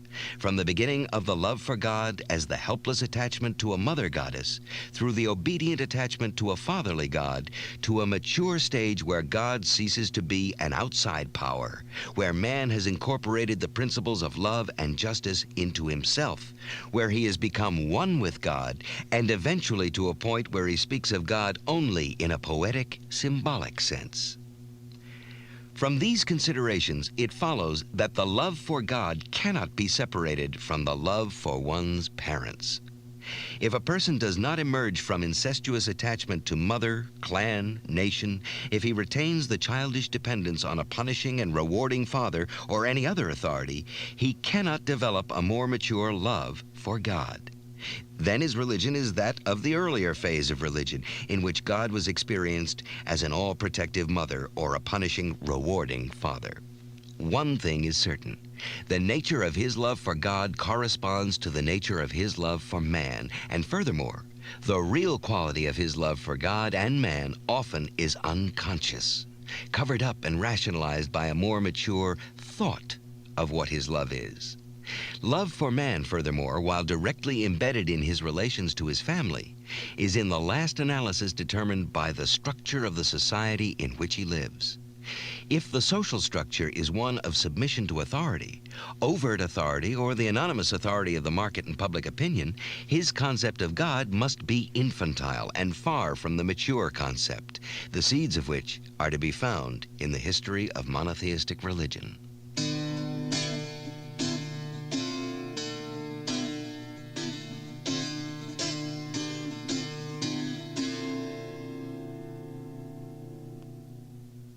Love and its disintegration in contemporary Western society. If love is a capacity of the mature, productive character, it follows that the capacity to love in an individual living in any given culture depends on the influence this culture has on the character of the average person. If we speak about love in contemporary Western culture, we mean to ask whether the social structure of Western civilization and the spirit resulting from it are conducive to the development of love. To raise the question is to answer it in the negative. No objective observer of our Western life can doubt that love, brotherly love, motherly love, and erotic love, is a relatively rare phenomenon, and that its place is taken by a number of forms of pseudo-love, which are in reality so many forms of the disintegration of love. Capitalistic society is based on the principle of political freedom on the one hand, and of the market as the regulator of all economic and social relations on the other. The commodity market determines the conditions under which commodities are exchanged. The labor market regulates the acquisition and sale of labor. Both useful things and useful human energy and skill are transformed into commodities which are exchanged without the use of force and without fraud under the conditions of the market. Shoes, useful and needed as they may be, have no economic value, exchange value, if there is no demand for them on the market. Human energy and skill are without exchange value if there is no demand for them under existing market conditions. The owner of capital can buy labor and command it to work for the profitable investment of his capital. The owner of labor must sell it to capitalists under the existing market conditions, unless he is to starve. This economic structure is reflected in a hierarchy of values. Capital commands labor, amassed things, that which is dead, are of superior value to labor, to human powers, to that which is alive. This has been the basic structure of capitalism since its beginning. But while it is still characteristic of modern capitalism, a number of factors have changed which give contemporary capitalism its specific qualities and which have a profound influence on the character structure of modern man. As the result of the development of capitalism, we witness an ever-increasing process of centralization and concentration of capital. The large enterprises grow in size continuously. The smaller ones are squeezed out. The ownership of capital invested in these enterprises is more and more separated from the function of managing them. Hundreds of thousands of stockholders own the enterprise. A managerial bureaucracy which is well paid, but which does not own the enterprise, manages it. This bureaucracy is less interested in making maximum profits than in the expansion of the enterprise and in their own power. The increasing concentration of capital and the emergence of a powerful managerial bureaucracy are paralleled by the development of the labor movement. Through the unionization of labor, the individual worker does not have to bargain on the labor market by and for himself. He is united in big labor unions, also led by a powerful bureaucracy which represents him vis-à-vis the industrial colossi. The initiative has been shifted, for better or worse, in the fields of capital as well as in those of labor, from the individual to the bureaucracy. An increasing number of people cease to be independent and become dependent on the managers of the great economic empires. Another decisive feature resulting from this concentration of capital, and characteristic of modern capitalism, lies in the specific way of the organization of work. Vastly centralized enterprises with a radical division of labor lead to an organization of work where the individual loses his individuality, where he becomes an expendable cog in the machine. The human problem of modern capitalism can be formulated in this way. Modern capitalism needs men who cooperate smoothly and in large numbers, who want to consume more and more, and whose tastes are standardized and can be easily influenced and anticipated. It needs men who feel free and independent, not subject to any authority or principle or conscience, yet willing to be commanded, to do what is expected of them, to fit into the social machine without friction, who can be guided without force, led without leaders, prompted without aim, except the one to make good, to be on the move, to function, to go ahead. What is the outcome? Modern man is alienated from himself, from his fellow men, and from nature. He has been transformed into a commodity, experiences his life forces as an investment which must bring him the maximum profit obtainable under existing market conditions. Human relations are essentially those of alienated automatons, each basing his security on staying close to the herd and not being different in thought, feeling, or action. While everybody tries to be as close as possible to the rest, everybody remains utterly alone, pervaded by the deep sense of insecurity, anxiety, and guilt which always results when human separateness cannot be overcome. Our civilization offers many palliatives which help people to be consciously unaware of this aloneness. First of all, the strict routine of bureaucratized mechanical work which helps people to remain unaware of their most fundamental human desires, of the longing for transcendence and unity. Inasmuch as the routine alone does not succeed in this, man overcomes his unconscious despair by the routine of amusement, the passive consumption of sounds and sights offered by the amusement industry. Furthermore, by the satisfaction of buying ever new things and soon exchanging them for others. Modern man is actually close to the picture Huxley describes in his Brave New World. Well-fed, well-clad, satisfied sexually, yet without self, without any except the most superficial contact with his fellow men, guided by the slogans which Huxley formulated so succinctly, such as, "When the individual feels, the community reels," or "Never put off till tomorrow the fun you can have today," or, as the crowning statement, "Everybody is happy nowadays." Man's happiness today consists in having fun. Having fun lies in the satisfaction of consuming and taking in commodities, sights, food, drinks, cigarettes, people, lectures, books, movies. All are consumed, swallowed. The world is one great object for our appetite. A big apple, a big bottle, a big breast. We are the sucklers, the eternally expectant ones. Our character is geared to exchange and to receive, to barter and to consume. Everything, spiritual as well as material objects, becomes an object of exchange and consumption. The situation as far as love is concerned corresponds, as it has to by necessity, to this social character of modern man. Automatons cannot love. They can exchange their personality packages and hope for a fair bargain. One of the most significant expressions of love, and especially of marriage with this alienated structure, is the idea of the team. In any number of articles on happy marriage, the ideal described is that of the smoothly functioning team. This description is not too different from the idea of a smoothly functioning employee. He should be reasonably independent, cooperative, tolerant, and at the same time ambitious and aggressive. Thus, the marriage counselor tells us the husband should understand his wife and be helpful. He should comment favorably on her new dress and on a tasty dish. She, in turn, should understand when he comes home tired and disgruntled. She should listen attentively when he talks about his business troubles and should not be angry, but understanding when he forgets her birthday.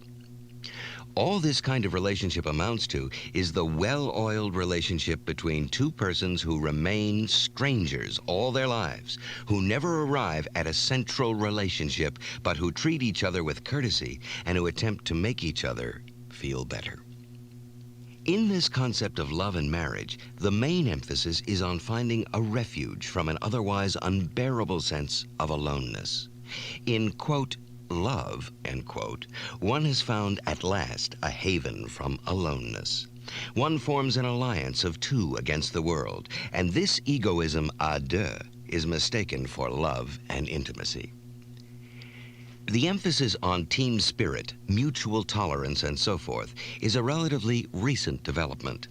It was preceded in the years after the First World War by a concept of love in which mutual sexual satisfaction was supposed to be the basis for satisfactory love relations, and especially for a happy marriage.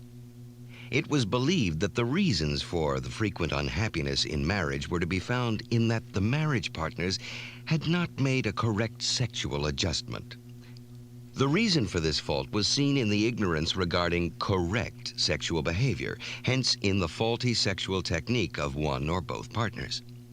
In order to cure this fault and to help the unfortunate couples who could not love each other, many books gave instructions and counsel concerning the correct sexual behavior and promised implicitly or explicitly that happiness and love would follow. The underlying idea was that love is the child of sexual pleasure, and that if two people learn how to satisfy each other sexually, they will love each other. It fitted the general illusion of the time to assume that using the right techniques is the solution not only to technical problems of industrial production, but of all human problems as well. One ignored the fact that the contrary of the underlying assumption is true. Love is not the result of adequate sexual satisfaction, but sexual happiness, even the knowledge of the so-called sexual technique, is the result of love. If, aside from everyday observation, this thesis needed to be proved, such proof can be found in ample material of psychoanalytic data.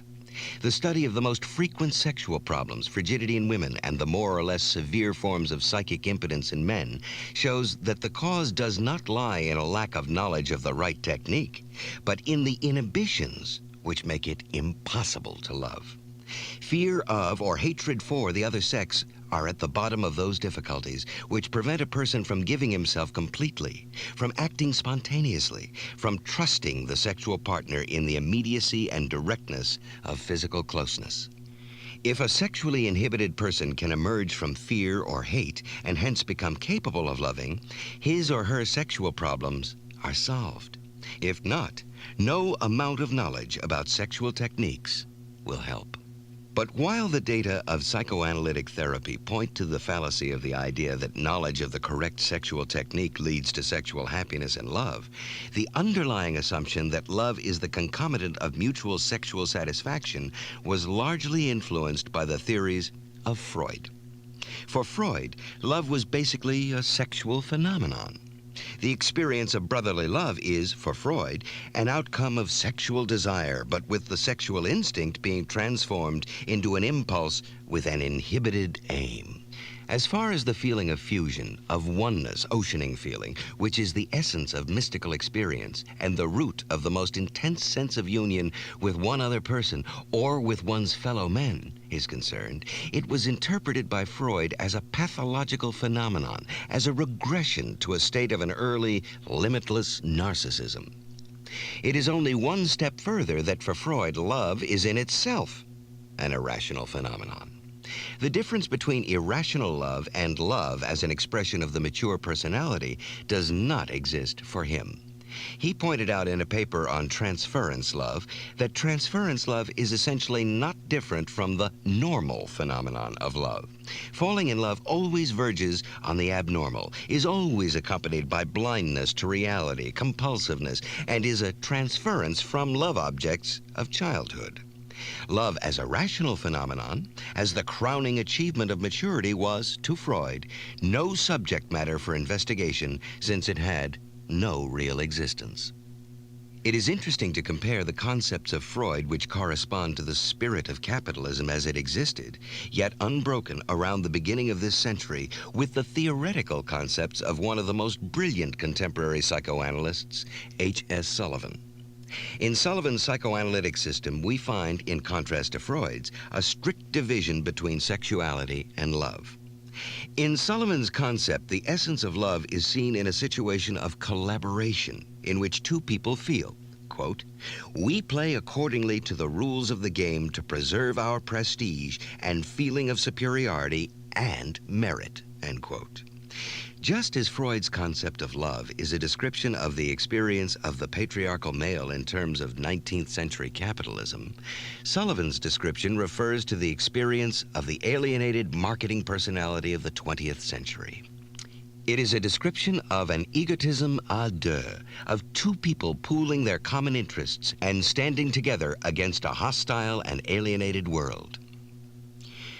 Love as mutual sexual satisfaction and love as teamwork and as a haven from aloneness are the two normal forms of the disintegration of love in modern Western society, the socially patterned pathology of love. There are many individualized forms of the pathology of love which result in conscious suffering and which are considered neurotic by psychiatrists and an increasing number of laymen alike. Some of the more frequent ones are briefly described in the following examples of neurotic love. 1. One or both of the lovers have remained attached to the figure of a parent and transfer the feelings, expectations, and fears one once had toward father or mother to the loved person in adult life. The persons involved have never emerged from a pattern of infantile relatedness and seek for this pattern in their affective demands in adult life. 2. Men who in their emotional development have remained stuck in an infantile attachment to mother. These men still feel like children. They want mother's protection, love, warmth, care, and admiration. They want mother's unconditional love, a love which is given for no reason than that they need it, that they are mother's child, that they are helpless. Such men frequently are quite affectionate and charming if they try to induce a woman to love them, and even after they have succeeded in this. But their relationship to the woman, as in fact to all other people, remains superficial and irresponsible. Their aim is to be loved, not to love. There is usually a good deal of vanity in this type of man, more or less hidden grandiose ideas. If they have found the right woman, they feel secure, on top of the world, and can display a great deal of affection and charm, and this is the reason why these men are often so deceptive. But when, after a while, the woman does not continue to live up to their fantastic expectations, conflicts and resentment start to develop. If the woman is not always admiring them, if she makes claims for a life of her own, if she wants to be loved and protected herself, and in extreme cases, if she is not willing to condone his love affairs with other women, or even have an admiring interest in them, the man feels deeply hurt and disappointed, and usually rationalizes this feeling with the idea that the woman does not love him, is selfish, or is domineering. In a more severe form of pathology, the fixation to mother is deeper and more irrational. On this level, the wish is not, symbolically speaking, to return to mother's protecting arms, nor to her nourishing breast, but to her all-receiving and all-destroying womb. If the nature of sanity is to grow out of the womb into the world, the nature of severe mental disease is to be attracted by the womb, to be sucked back into it, and that is to be taken away from life. This kind of fixation usually occurs in relation to mothers who, in the name of love, sometimes of duty, want to keep the child, the adolescent, the man within them. He should not be able to breathe but through them. Not be able to love except on a superficial sexual level, degrading all other women. He should not be able to be free and independent, but an eternal cripple or a criminal. This aspect of mother, the destructive, engulfing one, is the negative aspect of the mother figure. Mother can give life, and she can take life. She is the one to revive and the one to destroy. She can do miracles of love, and nobody can hurt more than she. 3. A different form of neurotic pathology is to be found in cases where the main attachment is that to the father. A case in point is a man whose mother is cold and aloof, while his father, partly as a result of his wife's coldness, concentrates all his affection and interest on the son. He is a good father, but at the same time authoritarian. Whenever he is pleased with the son's conduct, he praises him, gives him presents, is affectionate. Whenever the son displeases him, he withdraws or scolds. The son, for whom the father's affection is the only one he has, becomes attached to father in a slavish way. His main aim in life is to please father, and when he succeeds, he feels happy, secure, and satisfied. But when he makes a mistake, fails, or does not succeed in pleasing father, he feels deflated, unloved, cast out. In later life, such a man will try to find a father figure to whom he attaches himself in a similar fashion. His whole life becomes a sequence of ups and downs, depending on whether he has succeeded in winning father's praise. Such men are often very successful in their social careers, but in their relationships to women, they remain aloof and distant. The woman is of no central significance to them. They usually have a slight contempt for her, often masked as the fatherly concern for a little girl. 4. More complicated is the kind of neurotic disturbance in love occurring when parents do not love each other, but are too restrained to quarrel or to indicate any signs of dissatisfaction outwardly. At the same time, remoteness makes them also unspontaneous in their relationship to their children. What a little girl experiences is an atmosphere of correctness, but one which never permits a close contact with either father or mother, and hence leaves the girl puzzled and afraid. 5.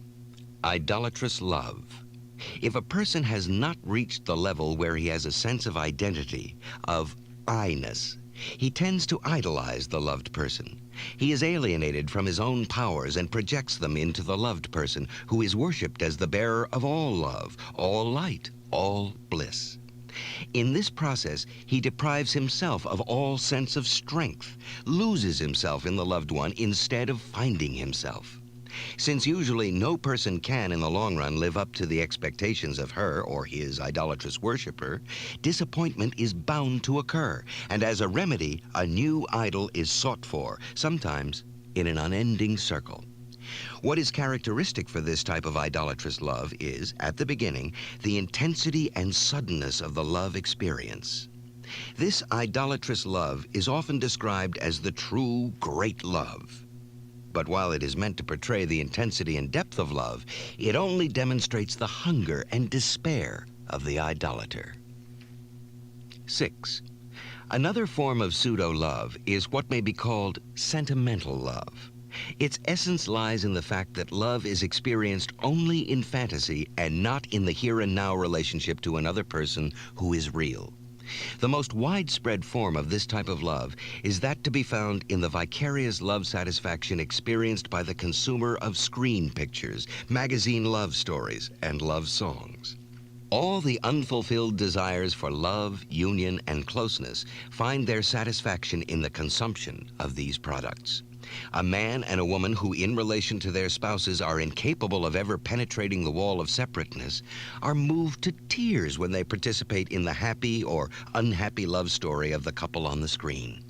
For many couples, seeing these stories on the screen is the only occasion on which they experience love, not for each other, but together as spectators of other people's love. As long as love is a daydream, they can participate. As soon as it comes down to the reality of the relationship between two real people, they are frozen. 7. Still another form of neurotic love lies in the use of projective mechanisms for the purpose of avoiding one's own problems and being concerned with the defects and frailties of the loved person instead. Individuals behave in this respect very much as groups, nations, or religions do. They have a fine appreciation for even the minor shortcomings of the other person and go blissfully ahead ignoring their own, always busy trying to accuse or to reform the other person. If two people both do it, as is so often the case, the relationship of love becomes transformed into one of mutual projection. If I am domineering or indecisive or greedy, I accuse my partner of it, and depending on my character, I either want to cure him or to punish him. The other person does the same, and both thus succeed in ignoring their own problems and hence fail to undertake any steps which would help them in their own development. 8. Another form of projection is the projection of one's own problems on the children.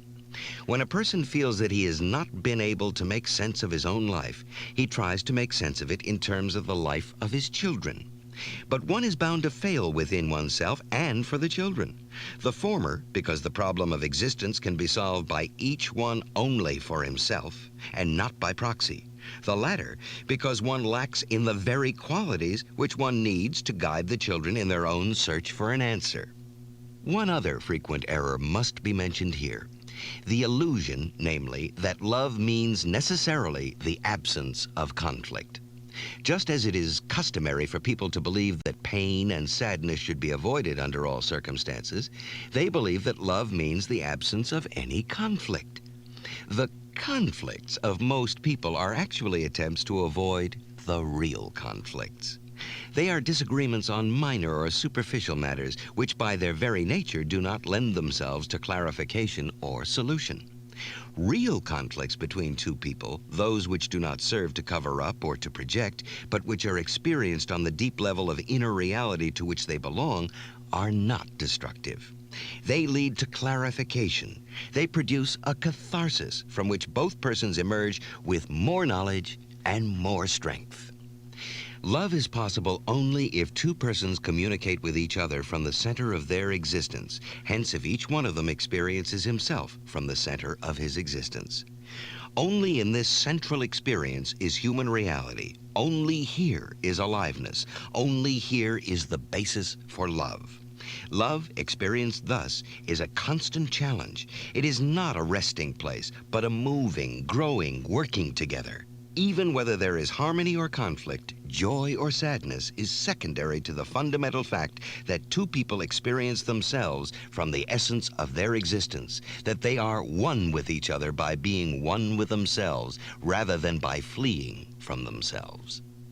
There is only one proof for the presence of love, the depth of the relationship, and the aliveness and strength in each person concerned. This is the fruit by which love is recognized.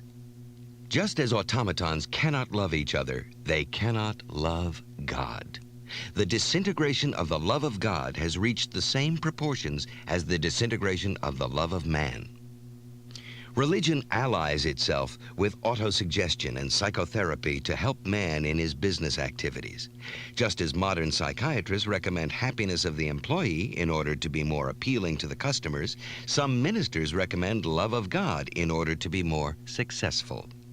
Make God your partner means to make God a partner in business, rather than to become one with him in love, justice, and truth. Just as brotherly love has been replaced by impersonal fairness, God has been transformed into a remote general director of Universe Incorporated. You know that he is there. He runs the show, although it would probably run without him too. You never see him, but you acknowledge his leadership while you are doing your part.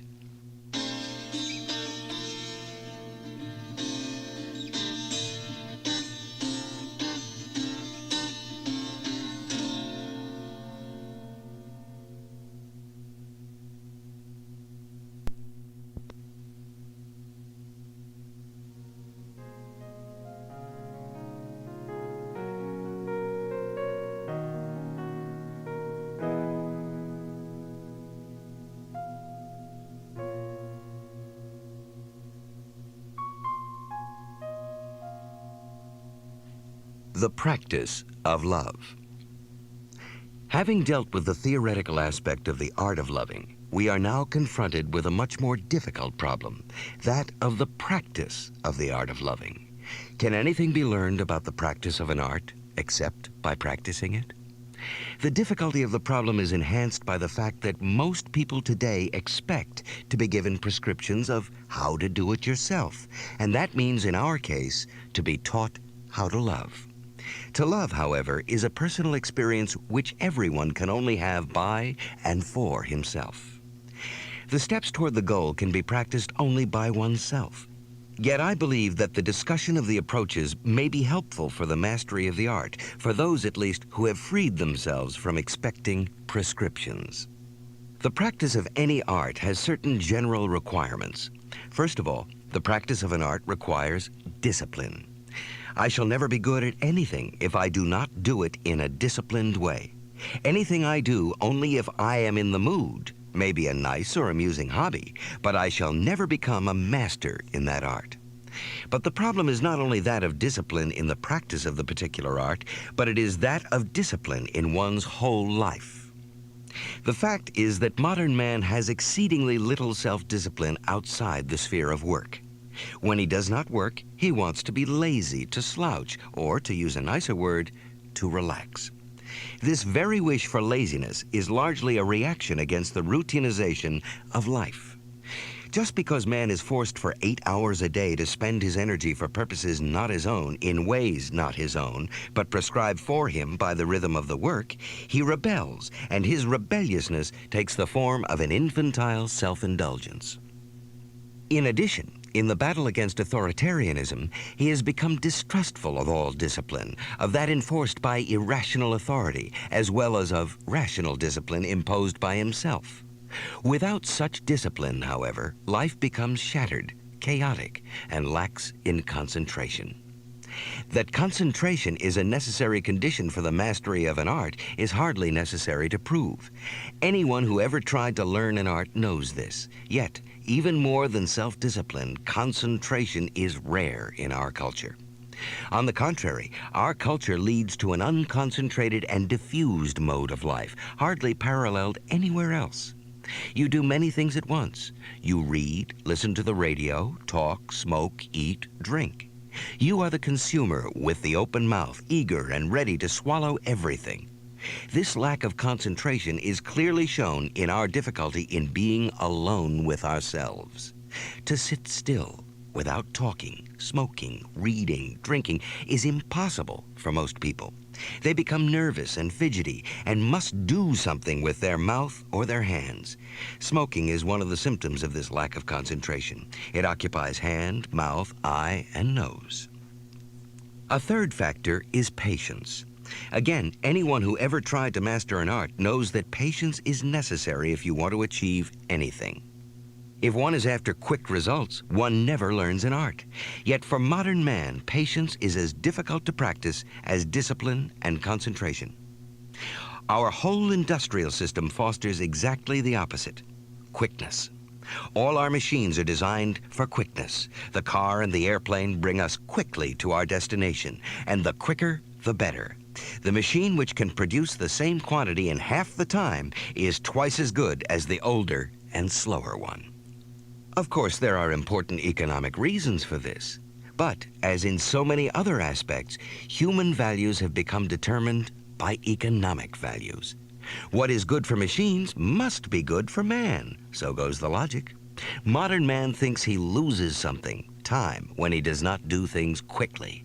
Yet he does not know what to do with the time he gains, except to kill it. Eventually, a condition of learning any art is a supreme concern with the mastery of the art. If the art is not something of supreme importance, the apprentice will never learn it. He will remain at best a good dilettante, but will never become a master. This condition is as necessary for the art of loving as for any other art. One more point must be made with regard to the general conditions of learning an art. One must learn a great number of other and often seemingly disconnected things before one starts with the art itself. An apprentice in carpentry begins by learning how to plane wood. An apprentice in the art of piano playing begins by practicing scales. With regard to the art of loving, this means that anyone who aspires to become a master in this art must begin by practicing discipline, concentration, and patience throughout every phase of his life. How does one practice discipline? To get up at a regular hour, to devote a regular amount of time during the day to activities such as meditating, reading, listening to music, walking, not to indulge, at least not beyond a certain minimum, in escapist activities like mystery stories and movies. Not to overeat or overdrink are some obvious and rudimentary rules. It is essential that discipline should not be practiced like a rule imposed on oneself from the outside, but that it becomes an expression of one's own will, that it is felt as pleasant, and that one slowly accustoms oneself to a kind of behavior which one would eventually miss if one stopped practicing it. It is one of the unfortunate aspects of our Western concept of discipline, as of every virtue, that its practice is supposed to be somewhat painful, and only if it is painful can it be good. The East has recognized long ago that that which is good for man, for his body and for his soul, must also be agreeable, even though at the beginning some resistance must be overcome. Concentration is by far more difficult to practice in our culture, in which everything seems to act against the ability to concentrate. The most important step in learning concentration is to learn to be alone with oneself without reading, listening to the radio, smoking, or drinking. Indeed, to be able to concentrate means to be able to be alone with oneself, and this ability is precisely a condition for the ability to love. Anyone who tries to be alone with himself will discover how difficult it is. He will begin to feel restless, fidgety, or even to sense considerable anxiety. He will be prone to rationalize his unwillingness to go on with this practice by thinking that it has no value, is just silly, that it takes too much time, and so on and so on. It would be helpful to practice a few very simple exercises, as for instance, to sit in a relaxed position, neither slouching nor rigid, to close one's eyes, and to try to see a white screen in front of one's eyes, and to try and remove all interfering pictures and thoughts, then to try to follow one's breathing. Not to think about it, nor force it, but to follow it, and in doing so, to sense it. Furthermore, to try to have a sense of I. I equals myself, as the center of my powers, as the creator of my world. One should at least do such a concentration exercise every morning for 20 minutes, and if possible longer, and every evening before going to bed. Besides such exercises, one must learn to be concentrated in everything one does, in listening to music, in reading a book, in talking to a person, in seeing a view. The activity at this very moment must be the only thing that matters, to which one is fully given. If one is concentrated, it matters little what one is doing. The important as well as the unimportant things assume a new dimension of reality because they have one's full attention. To learn concentration requires avoiding, as far as possible, trivial conversation.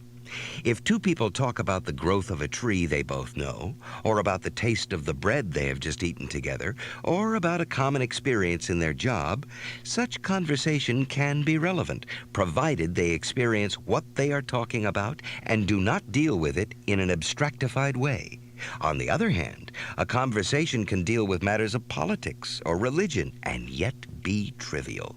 This happens when the two people talk in cliches, when their hearts are not in what they're saying. I should add here that just as it is important to avoid trivial conversation, it is important to avoid bad company. By bad company, I do not refer only to people who are vicious and destructive. One should avoid their company because their orbit is poisonous and depressing. I mean also the company of zombies, of people whose soul is dead, although their body is alive, of people whose thoughts and conversation are trivial, who chatter instead of talk, and who assert cliché opinions instead of thinking. However, it is not always possible to avoid the company of such people, nor even necessary. If one does not react in the expected way, that is, in clichés and trivialities, but directly and humanly, one will often find that such people change their behavior, often helped by the surprise affected by the shock of the unexpected. To be concentrated in relation to others means primarily to be able to listen. Most people listen to others, or even give advice, without really listening. They do not take the other person's talk seriously. They do not take their own answers seriously either. As a result, the talk makes them tired. They are under the illusion that they would be even more tired if they listened with concentration. But the opposite is true. Any activity, if done in a concentrated fashion, makes one more awake, although afterward natural and beneficial tiredness sets in, while every unconcentrated activity makes one sleepy, while at the same time, it makes it difficult to fall asleep at the end of a day. To be concentrated means to live fully in the present, in the here and now, and not to think of the next thing to be done while I am doing something right now. Needless to say that concentration must be practiced most of all by people who love each other. They must learn to be close to each other while running away in the many ways in which this is customarily done. The beginning of the practice of concentration will be difficult. It will appear as if one could never achieve the aim. That this implies the necessity to have patience need hardly be said. If one does not know that everything has its time and wants to force things, then indeed one will never succeed in becoming concentrated, nor in the art of loving. One cannot learn to concentrate without becoming sensitive to oneself. Now, what does this mean? Should one think about oneself all of the time, analyze oneself, or what? If we were to talk about being sensitive to a machine, there would be little difficulty in explaining what is meant. Anybody, for instance, who drives a car is sensitive to it. Even a small, unaccustomed noise is noticed, and so is a small change in the pickup of the motor. In the same way, the driver is sensitive to changes on the road surface, to movements of the cars before and behind him. Yet, he is not thinking about all these factors. His mind is in a state of relaxed alertness, open to all relevant changes in the situation on which he is concentrated, that of driving his car safely. If we look at the situation of being sensitive to another human being, we find the most obvious example in the sensitiveness and responsiveness of a mother to her baby.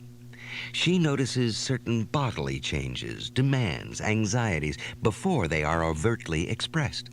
She wakes up because of her child's crying, where another and much louder sound would not waken her.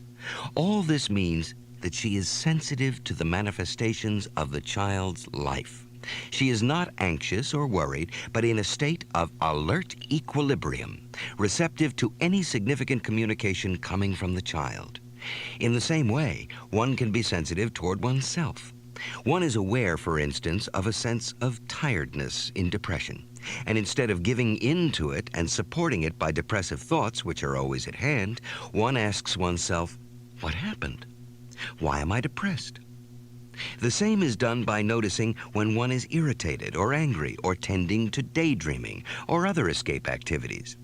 In each of these instances, the important thing is to be aware of them and not rationalize them in the 1,001 ways in which this can be done. Furthermore, to be open to our own inner voice, which will tell us, often rather immediately, why we are anxious, depressed, irritated. The average person has a sensitivity toward his bodily processes. He notices changes or even small amounts of pain. This kind of bodily sensitivity is relatively easy to experience because most persons have an image of how it feels to be well.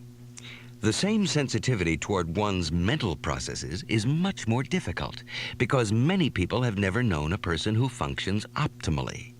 They take the psychic functioning of their parents and relatives or of the social group they have been born into as the norm, and as long as they do not differ from these, they feel normal and without interest in observing anything. There are many people, for instance, who have never seen a loving person, or a person with integrity or courage or concentration. It is quite obvious that in order to be sensitive to oneself, one has to have an image of complete, healthy human functioning.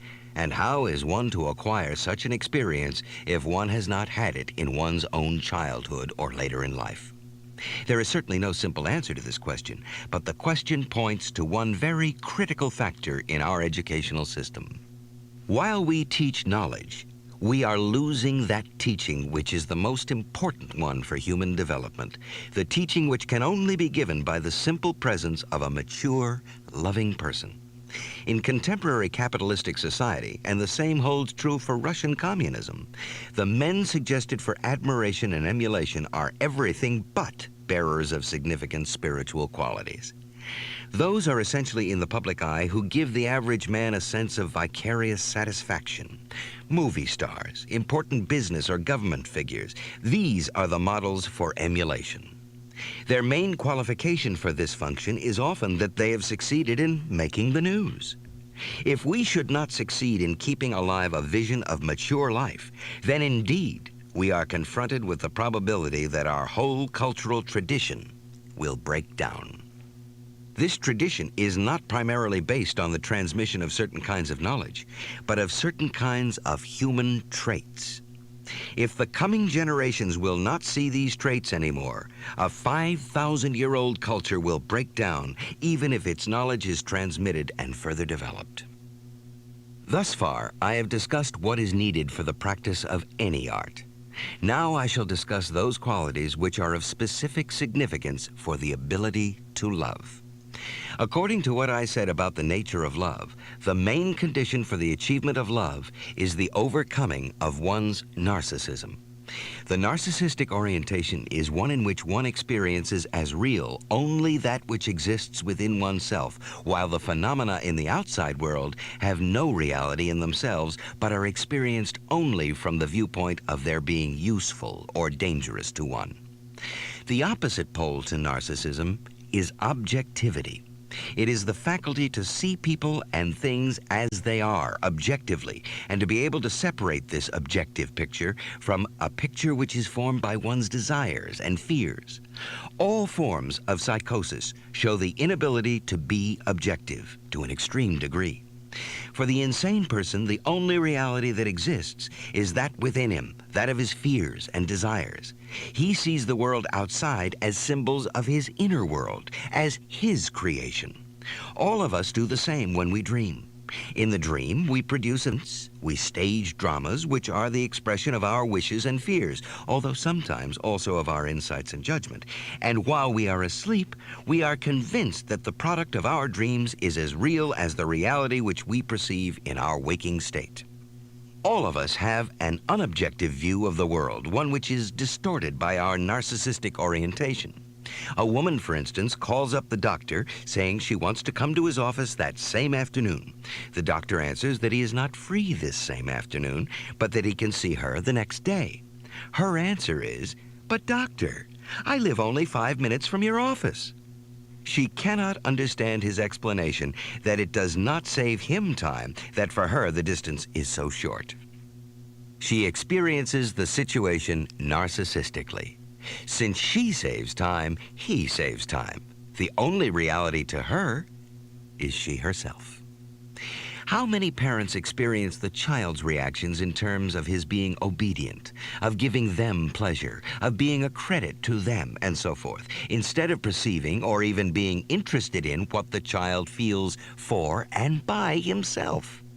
How many husbands have a picture of their wives as being domineering because their own attachment to mother makes them interpret any demand as a restriction of their freedom? How many wives think their husbands are ineffective or stupid because they do not live up to a fantasy picture of a shining knight which they might have built up as children?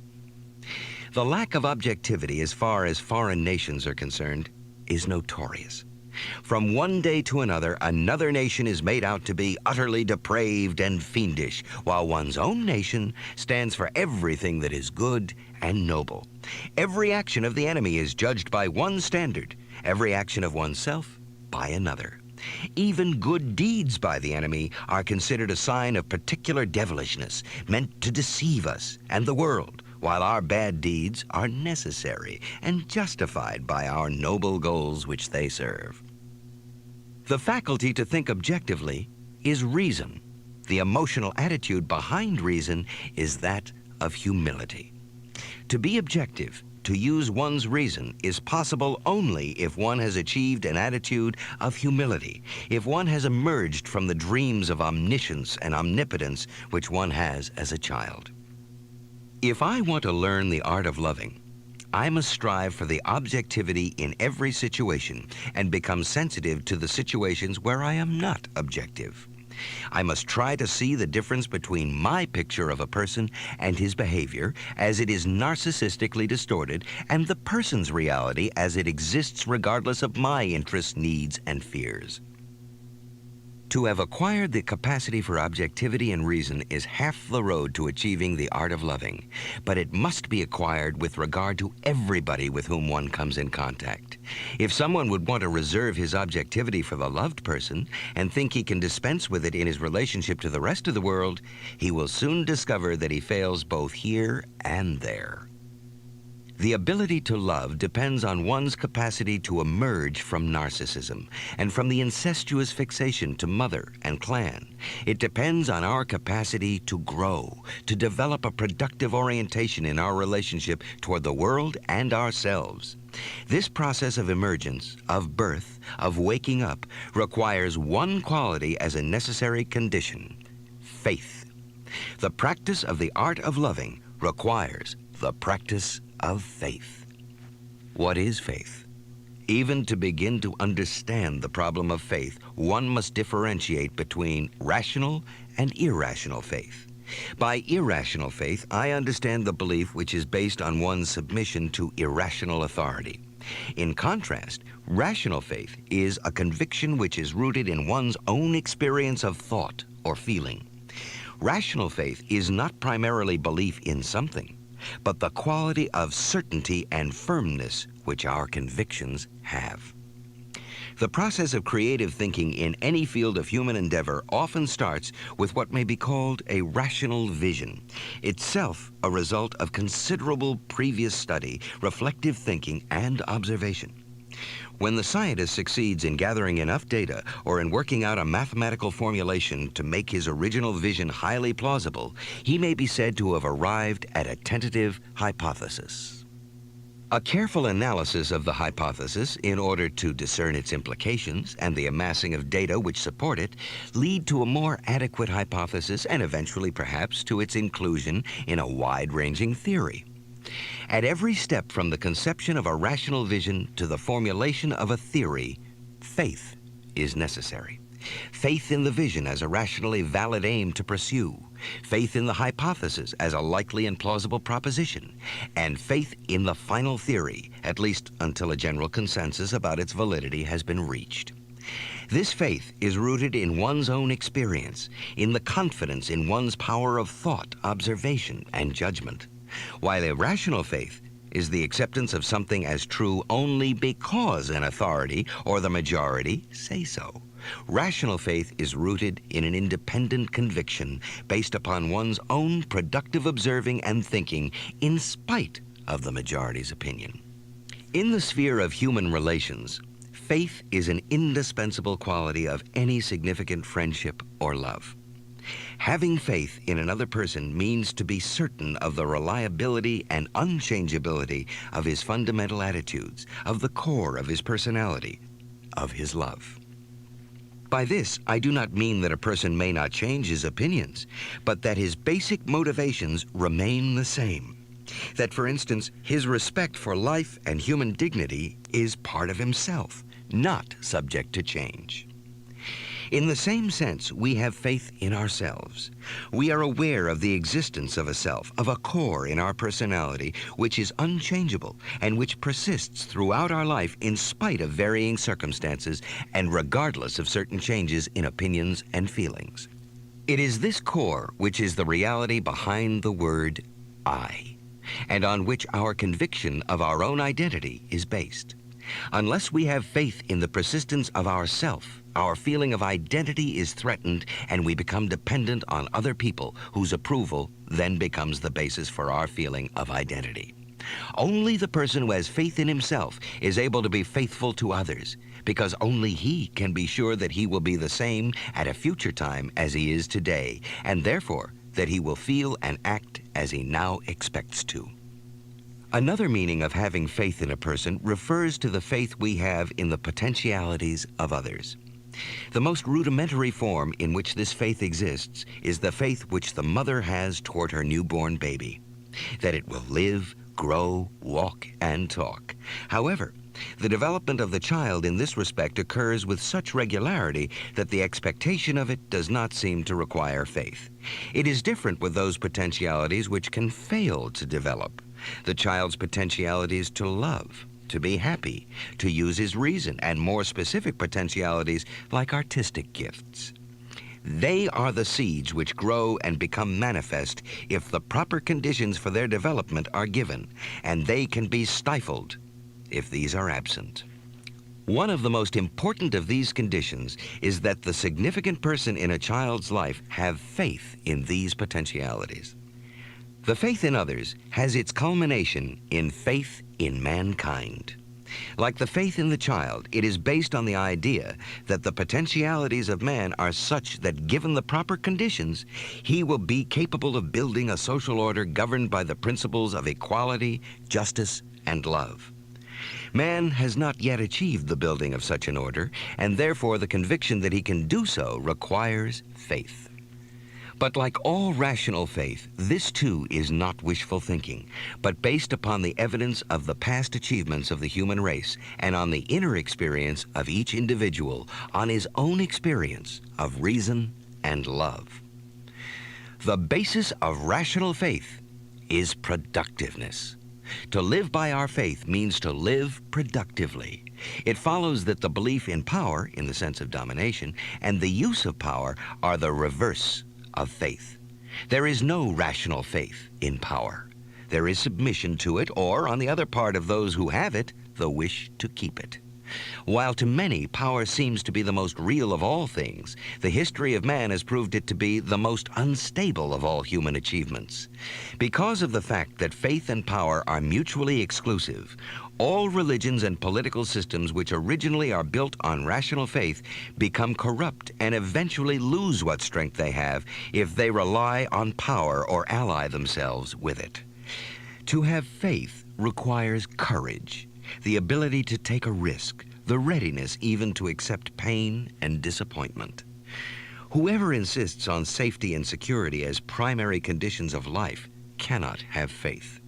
To be loved and to love need courage, the courage to judge certain values as of ultimate concern, and to take the jump and stake everything on these values.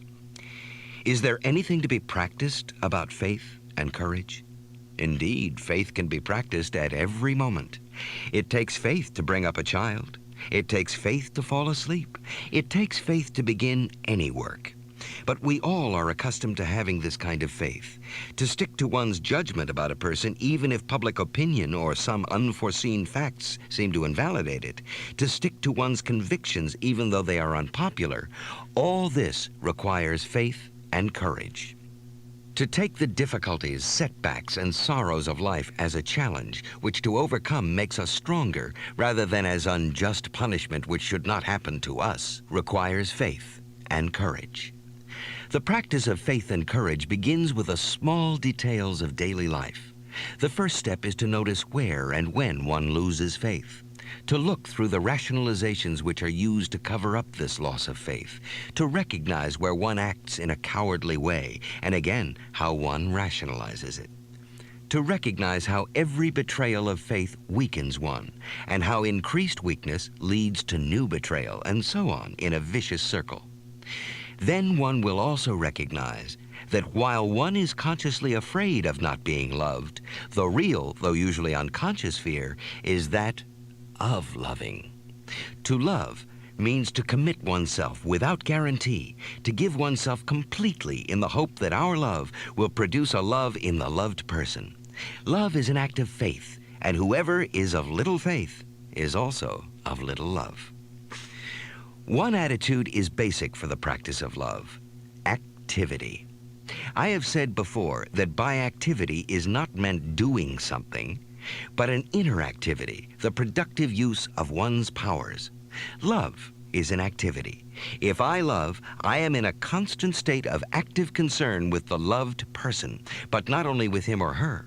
For I shall become incapable of relating myself actively to the loved person if I am lazy, if I am not in a constant state of awareness, alertness, activity. Sleep is the only proper situation for inactivity. The state of awakeness is one in which laziness should have no place. The paradoxical situation with a vast number of people today is that they are half asleep when awake and half awake when asleep, or when they want to sleep. To be fully awake is the condition for not being bored or being boring, and indeed, not to be bored or boring is one of the main conditions for loving.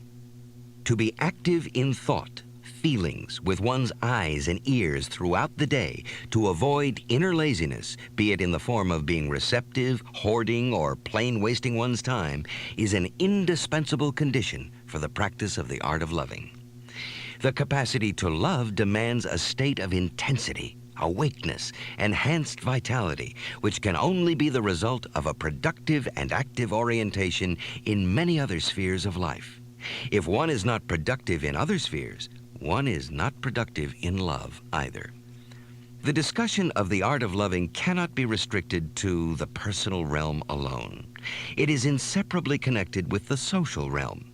For if to love means to have a loving attitude toward everybody, if love is a character trait, it must necessarily exist in one's relationship not only with one's family and friends, but toward those with whom one is in contact through one's work, business, profession. Here, however, an important question arises. Since our whole social and economic organization is based on each one seeking his own advantage, since it is governed by the principle of egotism tempered only by the ethical principle of fairness, how can one do business? How can one act within the frame of existing society and at the same time practice love? Does the latter not imply giving up all one's secular concerns and sharing the life of the poorest? Indeed, there are those who claim that only a martyr or a mad person can love in the world of today, and that all discussion of love is nothing but preaching. I am of the conviction that the answer of the absolute incompatibility of love and normal life is correct only in an abstract sense. The principle underlying capitalistic society and the principle of love are incompatible. But modern society, seen concretely, is a complex phenomenon. A salesman of a useless commodity, for instance, cannot function economically without lying. A skilled worker, a chemist, or a physician can. Similarly, a farmer, a worker, a teacher, and many a type of businessman can try to practice love without ceasing to function economically. Even if one recognizes the principle of capitalism as being incompatible with the principle of love, one must admit that capitalism is in itself a complex and constantly changing structure which still permits of a good deal of nonconformity and of personal latitude. In saying this, however, I do not wish to imply that we can expect the present social system to continue indefinitely, and at the same time to hope for the realization of the ideal of love for one's brother. People capable of love under the present system are necessarily the exceptions. Love is by necessity a marginal phenomenon in present-day Western society. Not so much because many occupations would not permit of a loving attitude, but because the spirit of a production-centered, commodity-greedy society is such that only the nonconformist can defend himself successfully against it.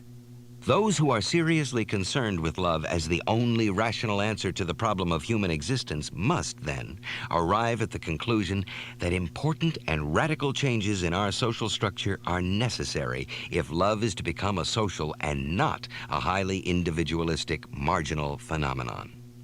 Our society is run by a managerial bureaucracy, by professional politicians. People are motivated by mass suggestion. Their aim is producing more and consuming more as purposes in themselves. All activities are subordinated to economic goals. Means have become ends. Man is an automaton, well-fed, well-clad, but without any ultimate concern for that which is his peculiarly human quality and function. If man is to be able to love, he must be put in his supreme place. The economic machine must serve him rather than he serve it. He must be enabled to share experience, to share work, rather than at best share in profits. Society must be organized in such a way that man's social, loving nature is not separated from his social existence, but becomes one with it. If it is true, as I have tried to show, that love is the only sane and satisfactory answer to the problem of human existence, then any society which excludes, relatively, the development of love must, in the long run, perish of its own contradiction with the basic necessities of human nature. Indeed, to speak of love is not preaching, for the simple reason that it means to speak of the ultimate and real need in every human being.